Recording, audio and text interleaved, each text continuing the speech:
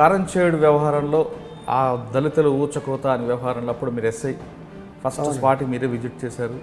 అసలు ఏం జరిగిందండి? అసలు కారంచేడు అనేది ఇప్పటికీ అది జనానికి అర్థం కాని విషయం. దళితులకి అగ్రవర్ణాలకు మధ్య జరిగిన విభేదమా, వివాదమా, లేదా బ్యాక్గ్రౌండ్ ఇంకేమైనా ఉందా?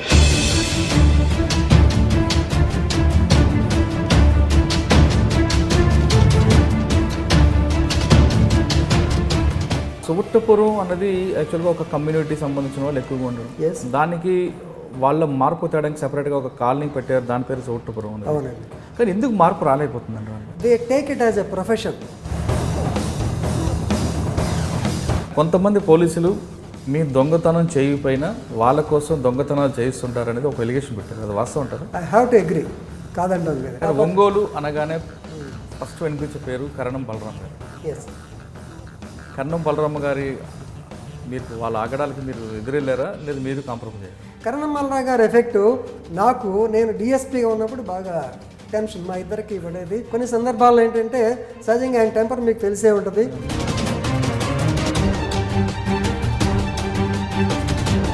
కానీ బలరాం గారు రౌడీజం ఇప్పుడు బాగా తీవ్ర స్థాయిలో ఉంటుందంటే ఆయన పర్సనల్ వెండేట్ ఏదైనా జరిగితే కౌంటర్ అటాక్ చేయాల్సింది, ఊరుకోడు మనిషి. అతని నేచర్ అది. ఎందుకంటే వాళ్ళ తోడలుడు చేసిన దానికే.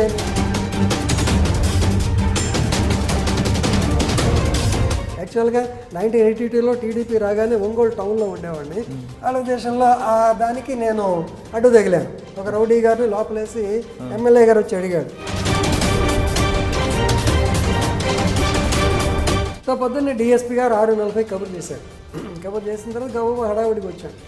ఏం చేస్తున్నావు? కారంచేడులో గొడవ అయిపోయింది. ఏం జరుగుతుందంటే అక్కడ అంతా గొడవ ఇమీడియట్లీ గోదే. వెళ్ళేటప్పటికే గందరగోళం ఉన్న పరిస్థితి. తర్వాత ఇక స్పాట్ చూస్తే భయంకరమైన స్పాట్. అంటే ముస్లిమ్స్ గోరీలు అని ఉంటాయి. తర్వాత జమ్మి చెట్టు సెంటర్. అక్కడ నుంచి చూస్తే వరుసగా రోడ్డు పక్కన ఎలా కంట్రోల్ చేశారు? సింగనే కుర్రాడు, అతని ఫ్రెండ్స్ ఇద్దరు, అప్పుడు ఆర్టీసీ డిఎం పనిచేసేవాడు ఒక ఆయన, వాళ్ళ అబ్బాయి, తర్వాత నెల్లూరు రెడ్డి గారు, మొత్తం ముగ్గురు కలిసి all of them took her to Kothapatnam beach where they gave బీర్లో మిక్స్ చేసి ఇచ్చారు.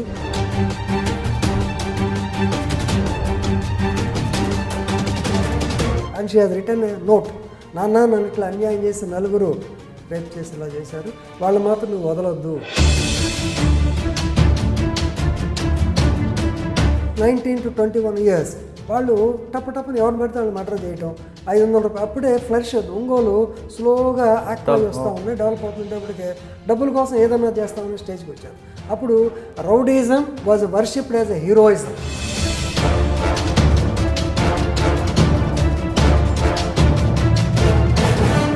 ఎంత ఘోరంగా ఉండేదంటే మర్డర్ చేసి తలకాయ తీసుకొచ్చి ఆ డ్యాన్స్ వేసేవాడండి ఆరిఫ్ అనేవాడు. తలకాయ తీసుకుని ఇదిగో ఇండియన్ చనిపోయానని చెప్పేది. అంటే పబ్లిక్ ఆర్డర్, లా అండ్ ఆర్డర్కి పబ్లిక్ ఆర్డర్ తేడా. తర్వాత రాజమండ్రి మీకు పొట్టిలంక అనే గ్రామంలో దళితుల మీదను కాపు కమిటీ అటాక్ చేయడం.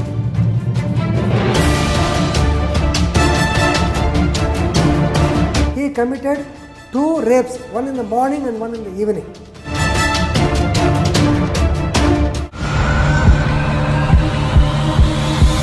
Welcome to crime diaries. ఈ వారం మన గెస్ట్ రౌడీలను, డకాయిటీగాల్ని ఒక తాట తీసిన పోలీస్ ఆఫీసర్. అతను ఆ ప్రాంతంలో ఉన్నారంటే ఆ దరిదాపుల్లోకి రౌడీలు ఎవరు రారు. అతను జీపు కానీ అతని బండి కానీ ఆ పార్కింగ్లో కనపడిందంటే ఆ చుట్టుపక్కల కూడా వెళ్ళడానికి కూడా భయపడే టెర్రర్ క్రియేట్ చేసిన ఒక ఆఫీసర్. ఆ ప్రాంతం రౌడీలకి బాగా పెట్టిన పేరు. అటువంటి ప్రాంతంలో అడుగుపెట్టిన అతను మొత్తం ఆ ప్రాంతం వాషౌట్ చేసి పారేశారు రౌడీల్ని. అంతేకాదు ఆ టైంలో కారంచేడులో దళితులపై దాడి, దళితులు ఊచకొద జరిగింది. అప్పుడు అతనే ఎస్ఐ. అక్కడ ప్రారంభమైన అతని ప్రస్థానం వైశ్య బ్యాంకు లూటీ వరకు కొనసాగింది. అన్ని కేసుల్లో కూడా పూర్తిగా బ్రేక్ త్రూ తేవడం, ఫిజికల్గా కూర్చొని అక్కడ క్లూ సంపాదించే వరకు బయటికి వెళ్ళిన ఆఫీసర్ పేరు సుంకర సాయిబాబా. సుంకర సాయిబాబా గారు ప్రకాశం జిల్లా చీరాల కానీ, సువుట్టపురం కానీ, మార్కాపురం ఆ ప్రాంతంలో అతని పేరు చెప్తే చాలు రౌడీలందరికీ గుండెల రైలు. సాయిబాబా వచ్చారంటే చాలు అతనితో ఫేస్ చేయడం కాదు, ఆ చుట్టుపక్కల కూడా ఉండడానికి భయపడేవారు. అలాంటి సాయిబాబా గారు ఈరోజు ఈ వారం మన గెస్ట్. సాయిబాబా గారిని అడిగి అప్పట్లో కారంచేడులో ఏం జరిగిందనే విషయం ఆయన తెలుసు. సాయిబాబు గారు నమస్తే అండి. నమస్తే అండి, ముందుగా అందరికీ నమస్కారం. సాయిబాబు గారు, ఒక్కసారి మీరు కారంచేడు వ్యవహారంలో, ఆ దళితుల ఊచకోత అనే వ్యవహారంలో అప్పుడు మీరు ఎస్ఐ ఫస్ట్ స్పాట్ మీరే విజిట్ చేశారు. అసలు ఏం జరిగిందండి? అసలు కారంచేడు అనేది ఇప్పటికీ అది జనానికి అర్థం కాని విషయం. దళితులకి అగ్రవర్ణాలకు మధ్య జరిగిన వివాదమా లేదా ఇంక బ్యాక్గ్రౌండ్ ఇంకేమైనా ఉందా? అంటే యాక్చువల్గా ఫస్ట్ మీరు ఫిజికల్గా వెళ్ళారు కాబట్టి దాని మూలాలు మీకు తెలుస్తాయి. అది చెప్పే ముందు మీరు చీరాల్లో రౌడీజం ఎలా కంట్రోల్ చేశారు, ఆ వేటపాలెం రౌడీజం ఎలా కంట్రోల్ చేశారు, కారంచేడులో రౌడీజం, పక్కన కొంకల మర్రు, రకరకాల వ్యక్తులంతా ఆ ప్రకాశం జిల్లా ఒంగోలుకి వచ్చి అడ్డాలు చూపించారు. ఆ ఒంగోలు అనగానే గతంలో రౌడీజం మంచి పేరు ఉండేది. ఇప్పుడు మీరు వచ్చిన తర్వాత అది బాగా వాషౌట్ అయింది. దాంతోపాటు మీరు చేసిన కొన్ని కేసులు, డిటెక్ట్ కేసులు ఉన్నాయి. వైశ్య బ్యాంక్ అవ్వచ్చు, దోపిడీ కావచ్చు. ఈ ఒక్కొక్క స్టెప్ చెప్పుకొని వచ్చే ముందు ఒకసారి మీ ఫ్యామిలీ బ్యాక్గ్రౌండ్. థ్యాంక్ యూ అండి. నేను గుంటూరు జిల్లా ఆళ్లమూడి అనే కుగ్రామం నుంచి వచ్చాను. బేసికల్గా మాది వ్యవసాయ కుటుంబం, చాలా హంబుల్ బిగినింగ్. ఆల్మోస్ట్ నిరుపేద అంటే తినడానికి ఉండేది కానీ అంత పెద్ద ఉండేది కాదు, చాలా మామూలు స్థితిలో ఉండేవాడిని. మా కుటుంబంలో నేనే ఫస్ట్ గ్రాడ్యుయేట్ని. నా తండ్రి గారు నన్ను ఉద్యోగస్తుడిగా చూడాలని అన్న భావంతో సహజంగా స్కూల్ డేస్ అయిపోయిన తర్వాత వెంటనే పొలంకి పోవటం, గేదెలను కడుక్కోవటం, లేదా వ్యవసాయం దీని మీద ఇంట్రెస్ట్ ఉండేది. అలా కాదని చెప్పి మా నాన్నగారు నన్ను ఒక టీచర్ దగ్గర ఆల్మోస్ట్ ట్యూషన్కి పెట్టారు. ట్యూషన్కి డబ్బులు ఇవ్వలేని పరిస్థితి అండి, కేవలం శుశ్రూష కింద పెట్టారు. ఆయనకి రోజు మంచినీళ్ళు తీసుకెళ్ళి ఇచ్చేవాళ్ళం. మొత్తానికి ఆయన మాత్రం మాకు మోరల్స్ బ్రహ్మాండంగా నేర్పారండి. అక్కడ నుంచి నా కెరియర్ స్టార్ట్ అయింది. అలాగే మా ఊర్లో ఉన్నటువంటి హై స్కూల్ సేవ చేసుకుంటూ ఆల్మోస్ట్ అలాగే చేశాను. అదృష్టం కూడా నిజంగా అదృష్టం అండి.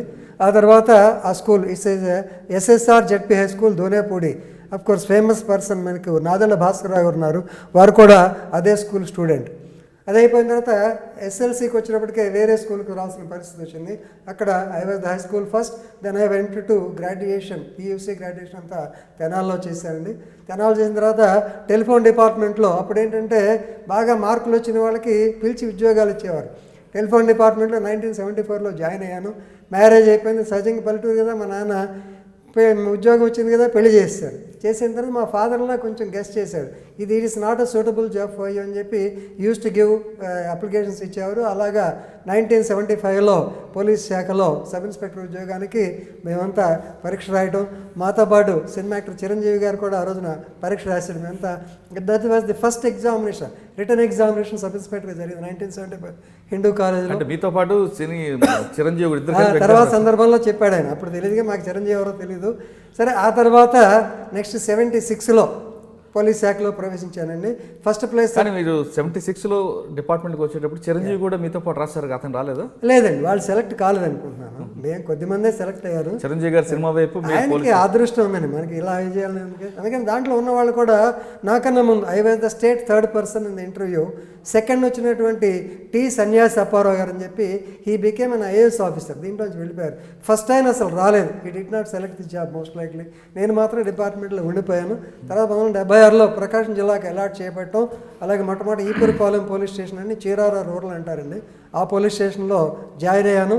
అది ఈపురపాలెం అనగానే స్టోర్టపురం అనే మీరంతా వినే ఉంటారు of course, I'll famous Stuartpuram dacoits భయంకరంగా జరుగుతూ ఉంటాయి. ఆ టైంలో అక్కడికి వెళ్ళటం. అలాగే వాళ్ళందరిని గురించి మొదట్లో ఇనీషియల్ స్టేజ్ కాబట్టి we want to do something, ఏదో నావెల్గా చేయాలని ఒక ఇన్నోవేటివ్ ఐడియాస్తో అక్కడ వాళ్ళని ఆల్మోస్ట్ ప్రజెంట్ ఇప్పుడు మీరు చెప్పాడు వాళ్ళ యొక్క మ్యాప్లు లొకేషన్ ఎక్కడ ఉంటారు. సహజంగా దొంగనంగానే అంతకుముందు మాకేం చెప్పేవాళ్ళంటే వీడు ఇల్లు పలానా చోట అలాంటి చోట ఉంటారనేవారు. కానీ దొంగలు సహజంగా అక్కడ ఉండరండి. చేసిన తర్వాత వాళ్ళకి షెల్టర్ హోమ్స్ ఉంటాయి, అలాగే వాళ్ళ కీప్ దగ్గర ఉంటారు, లేకపోతే రిలేటివ్స్ దగ్గర ఉంటారు, లేదు వాళ్ళ ప్రాపర్టీస్ అమ్మేసి వాళ్ళ దగ్గర కొంత షెల్టర్ తీసుకుంటారు. ఇవన్నీ లొకేట్ చేసి మ్యాపుల ద్వారా ఇండెక్స్ల ద్వారా చేశాను. అప్పుడు ఉన్నటువంటి డీజీ భాస్కర్రావు గారు, మనకి రొడ్డం ప్రభాకర్రావు గారు, ఆయన మాకు డిఏజీగా ఉంటూ యాక్చువల్లీ అప్లాడెడ్ మీ, చాలా బాగుందా, చాలా చేసావు, ఇనిషియేట్ వర్క్ చేసి నన్ను అక్కడే సబ్ ఇన్స్పెక్టర్, రెగ్యులర్ సబ్ ఇన్స్పెక్టర్గా వేశారు. మీరు మ్యాప్ తీసుకోవడం అంటే ఒక ఎఫెండర్ వాడు నైట్ ఎక్కడ ఉంటాడు, ఎస్ ఎఫెన్స్ అయిన తర్వాత ఎక్కడికి వస్తాడు, అంటే ఇవన్నీ ఐడెంటిఫై చేసుకుంటూ మీరు ఐడెంటిఫై చేస్తాను నార్మల్గా వల్లాగి బాబు ఫర్ ఎగ్జాంపుల్ ఆయన లేడు అనుకోండి, వెళ్ళిపోయాడు కృష్ణారావు గారు పుణ్యం అని చెప్పి పైకి వెళ్ళిపోయాడు. సో ఆ వల్లాగి బాబు యాక్చువల్గా అతను he has got one wife another concubine. Okay. So ఒక చోట ఉంటాడు, ఇంకో చోట ఉంటాడు. రెండవది ఆ టైంలో అతను వేరే ఇల్లు కొనడానికి కూడా ప్రయత్నం చేస్తున్నాడు, ఉండటానికి అక్కడ షెల్టర్ తీసుకోవడానికి. ఏదన్నా వేరే చోట చేస్తుంటే బాపట్లో ఒక షెల్టర్, ఇలా ఎక్కడెక్కడ ఉంటారు లొకేషన్స్ అనేవి ఐడెంటిఫై చేయగలిగాను. అంటే వాళ్ళు జైల్లో ఉన్నప్పుడు కాకుండా బయటకు వచ్చారంటే వాచింగ్ ఈజీగా. ఎస్, బయటకు వచ్చిన తర్వాత that is what is surveillance. పోలీస్లో మోస్ట్ ఇంపార్టెంట్ సర్వైలెన్స్ అండి. క్రిమినల్ ముందు ఏం చేస్తున్నాడు, తర్వాత ఏం చేస్తున్నాడు, అఫెన్స్ చేసిన తర్వాత ఎవరికి అమ్మటానికి పాసిబిలిటీ ఉంటుంది అనేటువంటిది తెలుసుకోవడానికి ఒక చిన్న ప్రయత్నం. ఇప్పుడు చిన్నపిల్లలు గైడ్ అది. Yes, it is a book. ఆ బుక్లెట్ తయారు చేశాను ఇదే. ఇక ఆ తర్వాత అక్కడే ఉన్నాను. ఆ తర్వాత టంగుటూరు. అంటే మీరు ఫస్ట్ పోస్ట్లోనే సోవర్టూర్ మీద ఫోకస్ చేశారు. ఎస్. ఎంతమంది మీద మీరు అలాగా సర్వేలెన్స్ పెట్టారు? Yes, we have kept a watch on 67 persons మంచి క్రిమినల్స్. ఎందుకంటే నేను అక్కడ ఉండగానే 1979లో సింహాచలం డెకాయిట్ అని వెరీ నటోరియస్ డెకాయిటీ జరిగిందండి. టైగర్ నాగేశ్వరరావు, తర్వాత గజ్జల ప్రసాద్, గజ్జల జానకిరావు వీళ్ళంతా కలిసి అక్కడ పూజారిని చంపేసి, అలాగే పోలీసు కుక్కలు వస్తాయని చెప్పి చెట్ల మీద దాక్కుని పోలీసులు కుక్కలు కూడా దొరకకుండా వచ్చారు. వచ్చిన తర్వాత ఫస్ట్ ఇన్ఫర్మేషన్ వాళ్ళు వచ్చిన తర్వాత యాక్చువల్ నాకు రాలేదు, మా గురువుగారు జగన్ అంటారు ఆయన, చక్రపాడుని, ఆయనకి ఇన్ఫర్మేషన్ వేరే పదరా పోదాం అని చెప్పిన తర్వాత we caught one criminal by name Chitti Mutyalu. ఆ చిట్టి ముత్యాలు అతను అమ్మవారి యొక్క పచ్చల పథకాన్ని మెడలో వేసుకుని డాన్స్ చేస్తున్నాడు. We caught him red handed. ఆ పచ్చల పథకం వాల్యూ తెలియదు, ఇప్పుడైతే కొన్ని లక్షల కోట్లు ఉంటుంది. ఆ తర్వాత ఇక నెక్స్ట్ సిఐడి వాళ్ళు రావడం. అంటే మీరు సోవర్టపురం మీద బాగా ఫోకస్ చేశారు కాబట్టి ఒక క్వశ్చన్ అడుగుతారండి. చెప్పండి. అంటే ఆ సోవర్టపురం అన్నది యాక్చువల్గా ఒక కమ్యూనిటీ సంబంధించిన వాళ్ళు ఎక్కువగా ఉండడం, దానికి వాళ్ళ మార్పు తేడానికి సెపరేట్గా ఒక కాలనీ పెట్టారు, దాని పేరు సోవర్టపురం అనేది. అవునండి. కానీ ఎందుకు మార్పు రాలేకపోతుందండి వాళ్ళు? మార్పు రావడానికి ఒకటండి, ఇప్పుడు they take it as a profession. కానీ ఇప్పుడు చాలా మార్పు వచ్చింది. వాళ్ళు ఐపీఎస్ ఇప్పుడు కదా, అప్పట్లో లేదు. అప్పట్లో ఎందుకంటే వాళ్ళని బ్రిటిషర్స్ ఈ యొక్క క్రిమినల్స్ యాక్చువల్గా విలువాకం, మెడ్రాస్ విలువాకంలో ఉండేవాళ్ళు, కొరవాస్ అనేవారు, ఎరుకలా కమ్యూనిటీ. వీళ్ళందరూ ఒక చోట నుండి ఎక్కువ అఫెన్సులు చేస్తున్నారని వాళ్ళ డిఫరెంట్ పార్ట్స్ ఆఫ్ ది ప్లేస్లో పెట్టారు. అలాంటిది స్టూవర్ట్ గారు అప్పుడు కలెక్టర్ అండి, ప్రకాశం గుంటూరు జిల్లా కలెక్టర్, ఆయన పేరుతో Stuart farm. It is a settlement. ఈ సెటిల్మెంట్ ఏమైందంటే వీళ్ళకి ప్రభుత్వం వాళ్ళు కొంత పొలం ఇవ్వడానికి ప్రయత్నం చేశారు. వీళ్ళు ఏంటంటే పొలం కన్నా this has become an easy job for them. వాళ్ళకి ఏంటంటే కాసేపటికి ఆ రోజు గడిస్తే చాలనే భావనలు ఉండేవాళ్ళండి. పైగా they take it as a profession. వెళ్తాము, ఎక్కడో చోట దొంగతనం చేస్తాం, 4 రోజులు హ్యాపీగా ఎంజాయ్ చేస్తాం, పోలీసులు దొరుకుతా అనే భావనలో ఉండేవాళ్ళు. కానీ రిఫర్మేటివ్ మెషర్ ఎంత చేసినా అప్పుడు రాలేదు. స్లోగా మళ్ళీ నా టైంలోనే నేను ఇన్స్పెక్టర్గా పనిచేసిన కాలంలో నాకన్నా ఎక్కువగా దగ్గుబాటి వెంకటేశ్వర గారు, అలాగే మాదిగాని గురునాథం గారు వీళ్ళంతా వాళ్ళని రిఫార్మ్ చేయడానికి చాలా ట్రై చేశాం. అఫ్కోర్స్ ఆ తర్వాత స్లోగా టైం ఎప్పుడైతే ఫైనాన్షియల్గా స్టెబిలిటీ వచ్చిందో ఆటోమేటిక్గా వాళ్ళు చాలా ఎడ్యుకేషన్గా కూడా డెవలప్ అయ్యారండి. నా ఐఏఎస్. కానీ అప్పట్లో నేను ఒకసారి ఆ ప్రాంతం ఇంటర్వ్యూకి వెళ్ళినప్పుడు వాళ్ళు చాలా స్పష్టంగా చెప్పారు, మేము పోలీస్ చేతులు దెబ్బలు తినడానికి కానీ, మా కుటుంబాలు దొంగ కుటుంబంగా ముద్రపడడానికి మాకు ఇష్టం లేదు. మాకు గవర్నమెంట్ సెటిల్మెంట్ ఇచ్చింది, కానీ కొంతమంది పోలీసులు మీ దొంగతనం చేయకపోయినా వాళ్ళ కోసం దొంగతనాలు చేయిస్తుంటారనేది ఒక ఎలిగేషన్ పెట్టారు. అది వాస్తవం అంటారా? ఐ హ్యావ్ టు అగ్రీ, కాదంటాం లేదు. ఎందుకంటే ఆ కాలంలో ఖచ్చితంగా దొంగతనం చేయమని కాదు, కానీ ఏదైనా దొంగతనం జరిగితే లిస్టులో ఉన్న క్రిమినల్స్ దగ్గరికి వెళ్ళటం, వాళ్ళని రాకురావడం, వాళ్ళ దగ్గర ఉన్న ప్రాపర్టీ, వాళ్ళు వేరే దొంగతనం చేసిన ప్రాపర్టీ తీసుకురావడం, వాళ్ళ మీద పెట్టేసేవాళ్ళు. ఎందుకంటే crime has to be controlled. దానికోసం కొన్ని అంటే కరెక్ట్గా 100% చేసేవాళ్ళు, కానీ కొన్ని జరిగాయి. శంకర్ సాయిబాబా లాంటి వారు దాన్ని మాత్రం అడ్మిట్ చేయాల్సి. శంకర్ సాయిబాబా గారు లాంటి పోలీస్ ఆఫీసర్స్ మంచి రూట్లోకి వెళ్ళొచ్చు, లేదా మా కృష్ణారావు గారు లాంటి కానీ మీరు చెప్తున్న దగ్గుబాటి వెంకటేశ్వర గారు.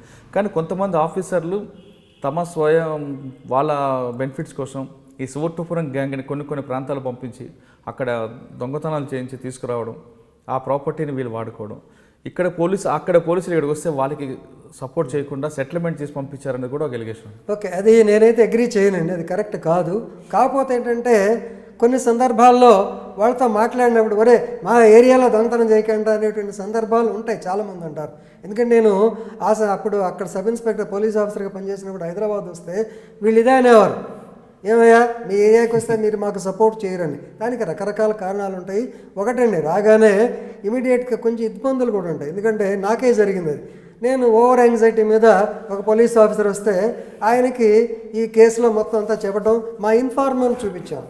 ఇన్ఫార్మర్ చూపిస్తే ఇన్ఫార్మర్ ఏం చెప్పాడు, ఇతనికి సిగ్నల్స్ ఇచ్చాడు. వీళ్ళేం సిటీ వాళ్ళు, ఆ సిగ్నల్స్ దే డోంట్ అండర్స్టాండ్. మాకైతే అలవాటు ఖర్చీఫ్ వేయటం, లేదా తుమ్మటం, లేదా చెయ్యి ఇట్లా సిగ్నల్ మాకు అలవాటు. వీళ్ళకి తెలియక ఇన్ఫార్మర్ సిగ్నల్ ఇచ్చిన వీళ్ళు వెళ్ళకపోయేటప్పటికే అతను ఐడెంటిఫై చేశాడు criminal. Our informant was killed. అయ్యో, చాలా ఇబ్బంది పడ్డాం పరిస్థితి. వీళ్ళు యంగ్స్టర్స్, మా బ్యాచ్మేట్ హైదరాబాద్ నుంచి వచ్చారు. కొన్ని ఇబ్బందులు ఉంటాయి. ఏదైనా సరే ఒకటండి, వాళ్ళని క్రైమ్ ఎంకరేజ్ చేయమని మాత్రం చెప్పరు.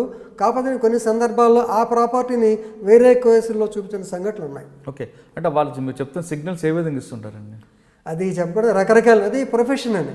యాక్చువల్గా మాకండి క్రైమ్ ట్యాకిలింగ్ సహజంగా నేనైతే ఏం చేస్తాను, సహజంగా కర్చీఫ్ ఉంటుంది టవల్ అంటాం, ఆ టవల్ని ఇట్లా ఎగరేస్తాడు. ఎర్ర టవలు నైట్ టైం కనపడటానికి ఉండాలి. దాన్ని ఎర్ర టవల్ అయితే మాకు ఈజీ. రెండవది వాళ్ళకి నిక్కర్లు ఉంటాయి, ఆ నిక్కర్లో జేబులో చేయి పెడతాడు, చేయి పెట్టి వాళ్ళని తీసుకొస్తాడు. అదర్వైజ్ ఇప్పుడు ఇన్ఫర్మేషన్ లేదా మేము ఏం చేయలేము. That is the only situation. రకరకాల పెట్టేవాళ్ళు. ఆ విధంగా మీరు చీరాల రోడ్లో కంటిన్యూ అయిపోయారు. చీరాల టౌన్లో కూడా పనిచేశాను. ఎక్కువ క్రైమ్ మీద బాగా కాన్సన్ట్రేట్. చీరాల టౌన్లో మీరు రౌడీలు వీపుల మీద విమానం మోగించేవారని ఒక ప్రేరణ ఉంది. అది తప్పదు. పోలీస్ శాఖలో ఉన్నప్పుడు ఏంటంటే వీ హ్యావ్ టు ట్రీట్ రౌడీని రౌడీగా చూడాలి, మంచివాడిని మంచిగా వాడిగా చూడాలి. ఈ డివిజను కొద్దిగా చాలా కష్టమండి. అంటే ఇప్పుడు పెద్ద రిటైర్ అయిన తర్వాత మాటలు చెప్తాం పోలీస్ అండ్ పబ్లిక్ రిలేషన్స్ అని. ఆ కాలంలో ఏంటంటే ఈ పబ్లిక్ మా దగ్గరికి ఎవరు వస్తారు, ఎక్కువ టౌట్స్ వచ్చేవాళ్ళు, బయట వాళ్ళు వచ్చేవాళ్ళు కాదు. జెన్యున్ పర్సన్స్ ఏమో ఏడుస్తూ నిలబడేవాళ్ళు.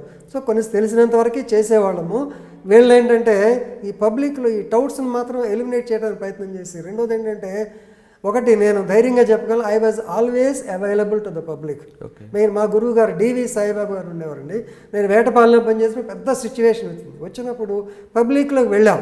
ఆయన ఏమంటాడు, వెళ్ళకూడదు, ఏదో రకరకాలు ఉంది. అల్టిమేట్గా ఆయన చెప్పిన దాన్ని సరే ఏంటంటే పబ్లిక్లో మనం వెళ్ళి ఎస్ ఇది చేయగలము, ఇది చేయలేదని చెప్తే ఆటోమేటిక్గా పబ్లిక్ అప్రిషియేట్ చేస్తారు. మనం భయపడాల్సిన పని లేదు. ఎక్కడో లోపల తలుపులు వేసి కూర్చుని నలుగురు రండి మాట్లాడుతున్న పద్ధతి కాదు అని చెప్పేవారు. అదే చీరాలలో ఉన్నది, చీరాలలో మంచి మార్కెట్ ఏరియా ఉండడం వల్ల చుట్టుపక్కల అంటే మీరు ఇంకోలు అవ్వచ్చు, వేటపాలెం అవ్వచ్చు, సంతనోమగలరు, సంతనూతులపాడు, ఈ ప్రాంతంలో ఉన్న రౌడీలందరూ చీరాల చేరుకుంటారు. దానికోసమేనా? సహజంగా చీరాల ఏంటంటే it's a good town having about 70 villages in and around. వాళ్ళ కాలక్షేపం చీరాలను. చీరాల కూడా క్లాక్ టవర్ సెంటర్. ఆ క్లాక్ టవర్ సెంటర్కి వచ్చి టీ తాగి లేదా కాఫీ తాగి వెళ్ళడానికి అదొక సరదా వాళ్ళకి. అవి వచ్చిన తర్వాత ఏంటి, వచ్చిన వాళ్ళు ఖాళీగా ఉండరు కదా, రౌడీ పని చేయాలి, లేదా దొంగోడి పని చిన్న చిన్న దొంగతనాలు చేయాలి, అలా చేస్తూ ఉండేవాడు. ఆ సెంటర్ని ఆ పక్కనే పోలీస్ స్టేషన్ ఉండేది. పైగా కొంతమంది పక్కన మీరు చెప్పే కారంచేడు, లేకుండా కుంకలమర్రు, పరుచూరి విలేజర్స్లో పెద్ద పెద్ద మోతుబర్రదండి. Karamchedu one of the richest villages. వారేం చేశారంటే ఇక్కడ ఉండటానికి అకామిడేషన్ కావాలి, రైల్వే స్టేషన్ దగ్గర బిల్డింగ్ కట్టుకోవడం, ఒక అద్దె తీసుకోవడం, అది తీసుకుంటే అతనికి సపోర్ట్ కావాలి, 4 మనుషులు పెట్టుకునేవాడు. ఈ చీరాల సోకాళ్ళు ఆకు రౌడీ బ్యాచ్ ఆయన దగ్గర చేరడం, ఆయన కాస్త మందు ఇప్పిస్తే తాగడం, ఆ ప్రతాపం ఇక్కడ చూపించడం, ఇవన్నీ ఉండేవి. మొత్తానికి కంట్రోల్ అయిపోయింది. చీరాల్లో ఓడరేవు ప్రాంతం కూడా ఒక ఎస్, వాటరేవు ఇట్ వాజ్ అన్పాపులర్ యాక్చువల్గా. వాటరేవు బీచ్ రిసార్ట్, ఐఎల్టీడీ వాళ్ళ గెస్ట్ హౌస్ సముద్ర తీరాన్ని ఉంది, బ్రహ్మాండంగా ఉండేది. దాని ప్రక్కనే సిప్ అండ్ డిప్ అని ఒక వచ్చింది. ఆ సిప్ అండ్ డిప్ వచ్చిన తర్వాత ఎంవి కృష్ణారావు గారు మాకు సూపరింటెండెంట్ ఆఫ్ పోలీస్గా ఉండేవారు.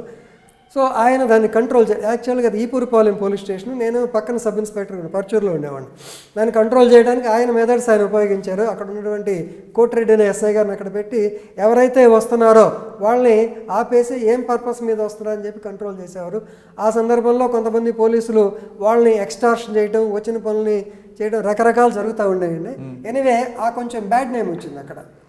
ఎందుకంటే people they want have relax. ఇప్పటికి కూడా అదే కదండి. హైదరాబాద్ నుంచి నేను మొన్న రిసార్ట్కి వెళ్తే హైదరాబాద్ నుంచి 4000 రూమ్ రెంట్ అంటే లెక్క చేయాలి. నేను 4000 రూమ్ రెంట్ అంటే సార్ మీకేం తెలుసు అండి, హైదరాబాద్ నుంచి వస్తుంటారు, they want to have evening relaxation అందుకని చెప్పి అన్నారు. ఎనివే కాస్త బ్యాడ్ నేమ్ ఉంది. ఎంవి కృష్ణారావు గారు పుణ్యం అని చెప్పి అది అయిపోయిన తర్వాత మనకి వసంత నాగేశ్వరరావు గారిని హోమ్ మినిస్టర్ చేశారు. ఆ టైంలో లోకల్ ఎల్డర్ డాక్టర్ సదానందరావు గారు అని చెప్పి యాక్చువల్గా ఆయన దీన్ని ఫోకస్ చేసి ఏమైనా నువ్వు హోమ్ మినిస్టర్గా ఉన్నావు చేస్తావా లేదంటే then he has given clear cut directions basing on which MV Krishna garu మేమంతా వాళ్ళని చేయటం almost it was closed. Okay, మీరు ఒంగోలు చీరాల పనిచేసుకొచ్చారు. చీరాల మీరు రూరల్ చీరాల ప్రాంతం చేశారు, వేటపాలెం, చీరాల, పరుచూరు. కానీ ఒంగోలు అనగానే ఫస్ట్ వినిపించే పేరు కరణం బలరాం గారు. ఎస్, కరణం బలరామ గారి మీరు వాళ్ళ ఆగడాలకి మీరు ఎదురెళ్ళారా లేదా మీరు కాంప్రమైజ్ అయ్యారా? కరణం బలరామ కృష్ణమూర్తి గారు యాక్చువల్గా ఒంగోలు కాదని Chirala, is the native of Chirala. నేను మొదట్లో ఈ పురపాలన ఎస్ఐ చేశాను కదా, ఆయన ఇంట్లో దొంగతనం జరిగిన ఫస్ట్ కేసే నాకు కదా, ఆయన ఇంట్లో దొంగతనం జరిగింది. Youth Congress leader by the time. So Indira Gandhi గారు రావడం, ఆయన ఎమ్మెల్యే గారు వేరే సంగతి అండి. కరణమల్రావు గారి ఎఫెక్టు నేను డిఎస్పీగా ఉన్నప్పుడు బాగా టెన్షన్ మా ఇద్దరికి పడేది. ఆయన కూడా నన్ను వినలేవయా అనేవాడు. కొన్ని సందర్భాల్లో ఏంటంటే సహజంగా ఆయన టెంపర్ మీకు తెలిసే ఉంటుంది. సహజంగా కేసు వస్తే నేను కౌంటర్ కేసు పెడతా, ఏం చేస్తావు నువ్వు అనేవాడు. ఏం చేస్తా అంటే నేను ఏదే జెన్యున్ అదే చేస్తానండి.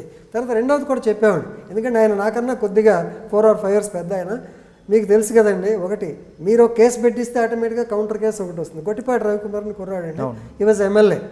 ఆయన ఏంటంటే సహజంగా వాళ్ళ ఏరియా వాళ్ళ మనుషులైతే సార్ ఎంత అన్యాయంగా SC ST కేసు పెట్టారంట. అదే అవతల అనుకోండి మా వాడి మీద కావాలని పెట్టారంట. ఈ 2 క్లారిఫికేషన్ వచ్చినప్పుడు బలరాం గారికి క్లియర్గా చెప్పారు, మీ వాడి తప్పు కాబట్టి డెఫినెట్గా I'm booking A case against him. మీకు ఆల్టర్నేటివ్ ఉంది, యూ కెన్ గెట్ బెయిల్. అది పెద్ద కొంపల ముందుగా కేసు ఏం కాదు. కానీ మీరు కౌంటర్ కేసు పెడతాం వల్ల రేపొద్దున వాళ్ళు 3 పెడతారు, మనకి ఇబ్బంది వస్తుంది. మీకు వద్దంటే ఏమయ్యా ఒక పని చేయి, నువ్వు చేయవు కదా, whom I have to tell, you tell the SP, ఆయన డైరెక్షన్ ఇస్తే నేను చేస్తానని చెప్పి అట్లా చేసుకునేవాడిని. But there was no friction కారణం వల్ల, ఎందుకంటే ఆయన చీరాల నేటివ్ అండి. వాళ్ళ తెమ్మ సముద్రం మీకు ఎంకే సింగ్ గారు మీరు ఇంటర్వ్యూ చేశారు, అది ఇక్కడ చదివినట్టు. ఎంకే సింగ్ గారు టైంలో కరణమల్రావు అతను కేసు పెట్టమన్నారు. No we will not involve him అని చెప్పాను. అదైనా సరే ఆయన ఏంటంటే వాళ్ళ గొప్పతనం ఏంటంటే సహజంగా రాజకీయ నాయకులు ఎవరైతే మనం వింటాము అంటేనే వాళ్ళు మన దగ్గరికి అడుగుతారండి. ప్రెషర్ మామూలుగా వినము అనుకుంటే చెయ్యరు. రెండోది అంటే పొలిటికల్ పోస్టింగ్స్ ఆ కాలంలో తక్కువ, ఇప్పుడు కొంచెం ఎక్కువైనాయి, డైరెక్ట్గా చెప్పాలి తప్ప రిటైర్ అయ్యాను. పోస్టింగ్ కోసం సహజంగా ఎమ్మెల్యే లెటర్ తీసుకొచ్చిన పరిస్థితి ఇప్పుడు వచ్చింది. ఆ రోజు అలా లేదు కదా, ఆఫీసర్స్ పోస్ట్ బట్టి చేసుకెళ్ళిపోవడం అంతే, మరి తీసుకెళ్ళి. బలరాం గారు రౌడీజం ఇప్పుడు బాగా తీవ్ర స్థాయిలో ఉండేది అంటారు. తీవ్రం కాదు కానీ ఒకటండి, ఆయన పర్సనల్ వెండేట్ ఏదైనా జరిగితే కౌంటర్ అటాక్ చేయాల్సింది, ఊరుకోడు మనిషి, అతని నేచర్ అది. అవును, ఎందుకంటే వాళ్ళ తోడలుడు చేసిన దానికే నేను అప్పుడు నాగులపల్లపాడు ఎస్ఐ ఉన్నా, ఆయన అద్దంకి ఎమ్మెల్యే. ఆయన ఏంటంటే ఏదన్నా జరిగితే కౌంటర్ అటాక్ ఖచ్చితంగా చేయాల్సిందే. కాకపోతే స్ట్రైట్ ఫార్వర్డ్ నేచర్, ఎక్కడ దాచుకోవడం మనిషిది అవుట్ రేట్. కాకపోతే పాలిటిక్స్లో మరి కొంచెం ఆయన ఈ వయసులో కూడా మరి అలాగే ఉన్నారు, తగ్గలేదు. అప్పుడప్పుడు అంటుంటాం కలిసినప్పుడు, ఏం సార్ మనంతా పెద్దవాళ్ళు అయిపోయాం కదా, మెగ్నానిమిటీ అనేది రావండి వయసుతో పాటు, మనకి అంతే లేవా అలవాటు అంటాడు ఆయన. ఓకే, తర్వాత నెక్స్ట్ పోస్టింగ్ ఎక్కడ? తరువాత మెయిన్ పర్చూరు వచ్చానండి. యాక్చువల్గా 1982లో టీడీపీ రాగానే ఒంగోలు టౌన్లో ఉండేవాడిని. సహజం కొత్త గవర్నమెంట్ రాగానే వాళ్ళకు ఉంటాయి ఉద్దేశాలు.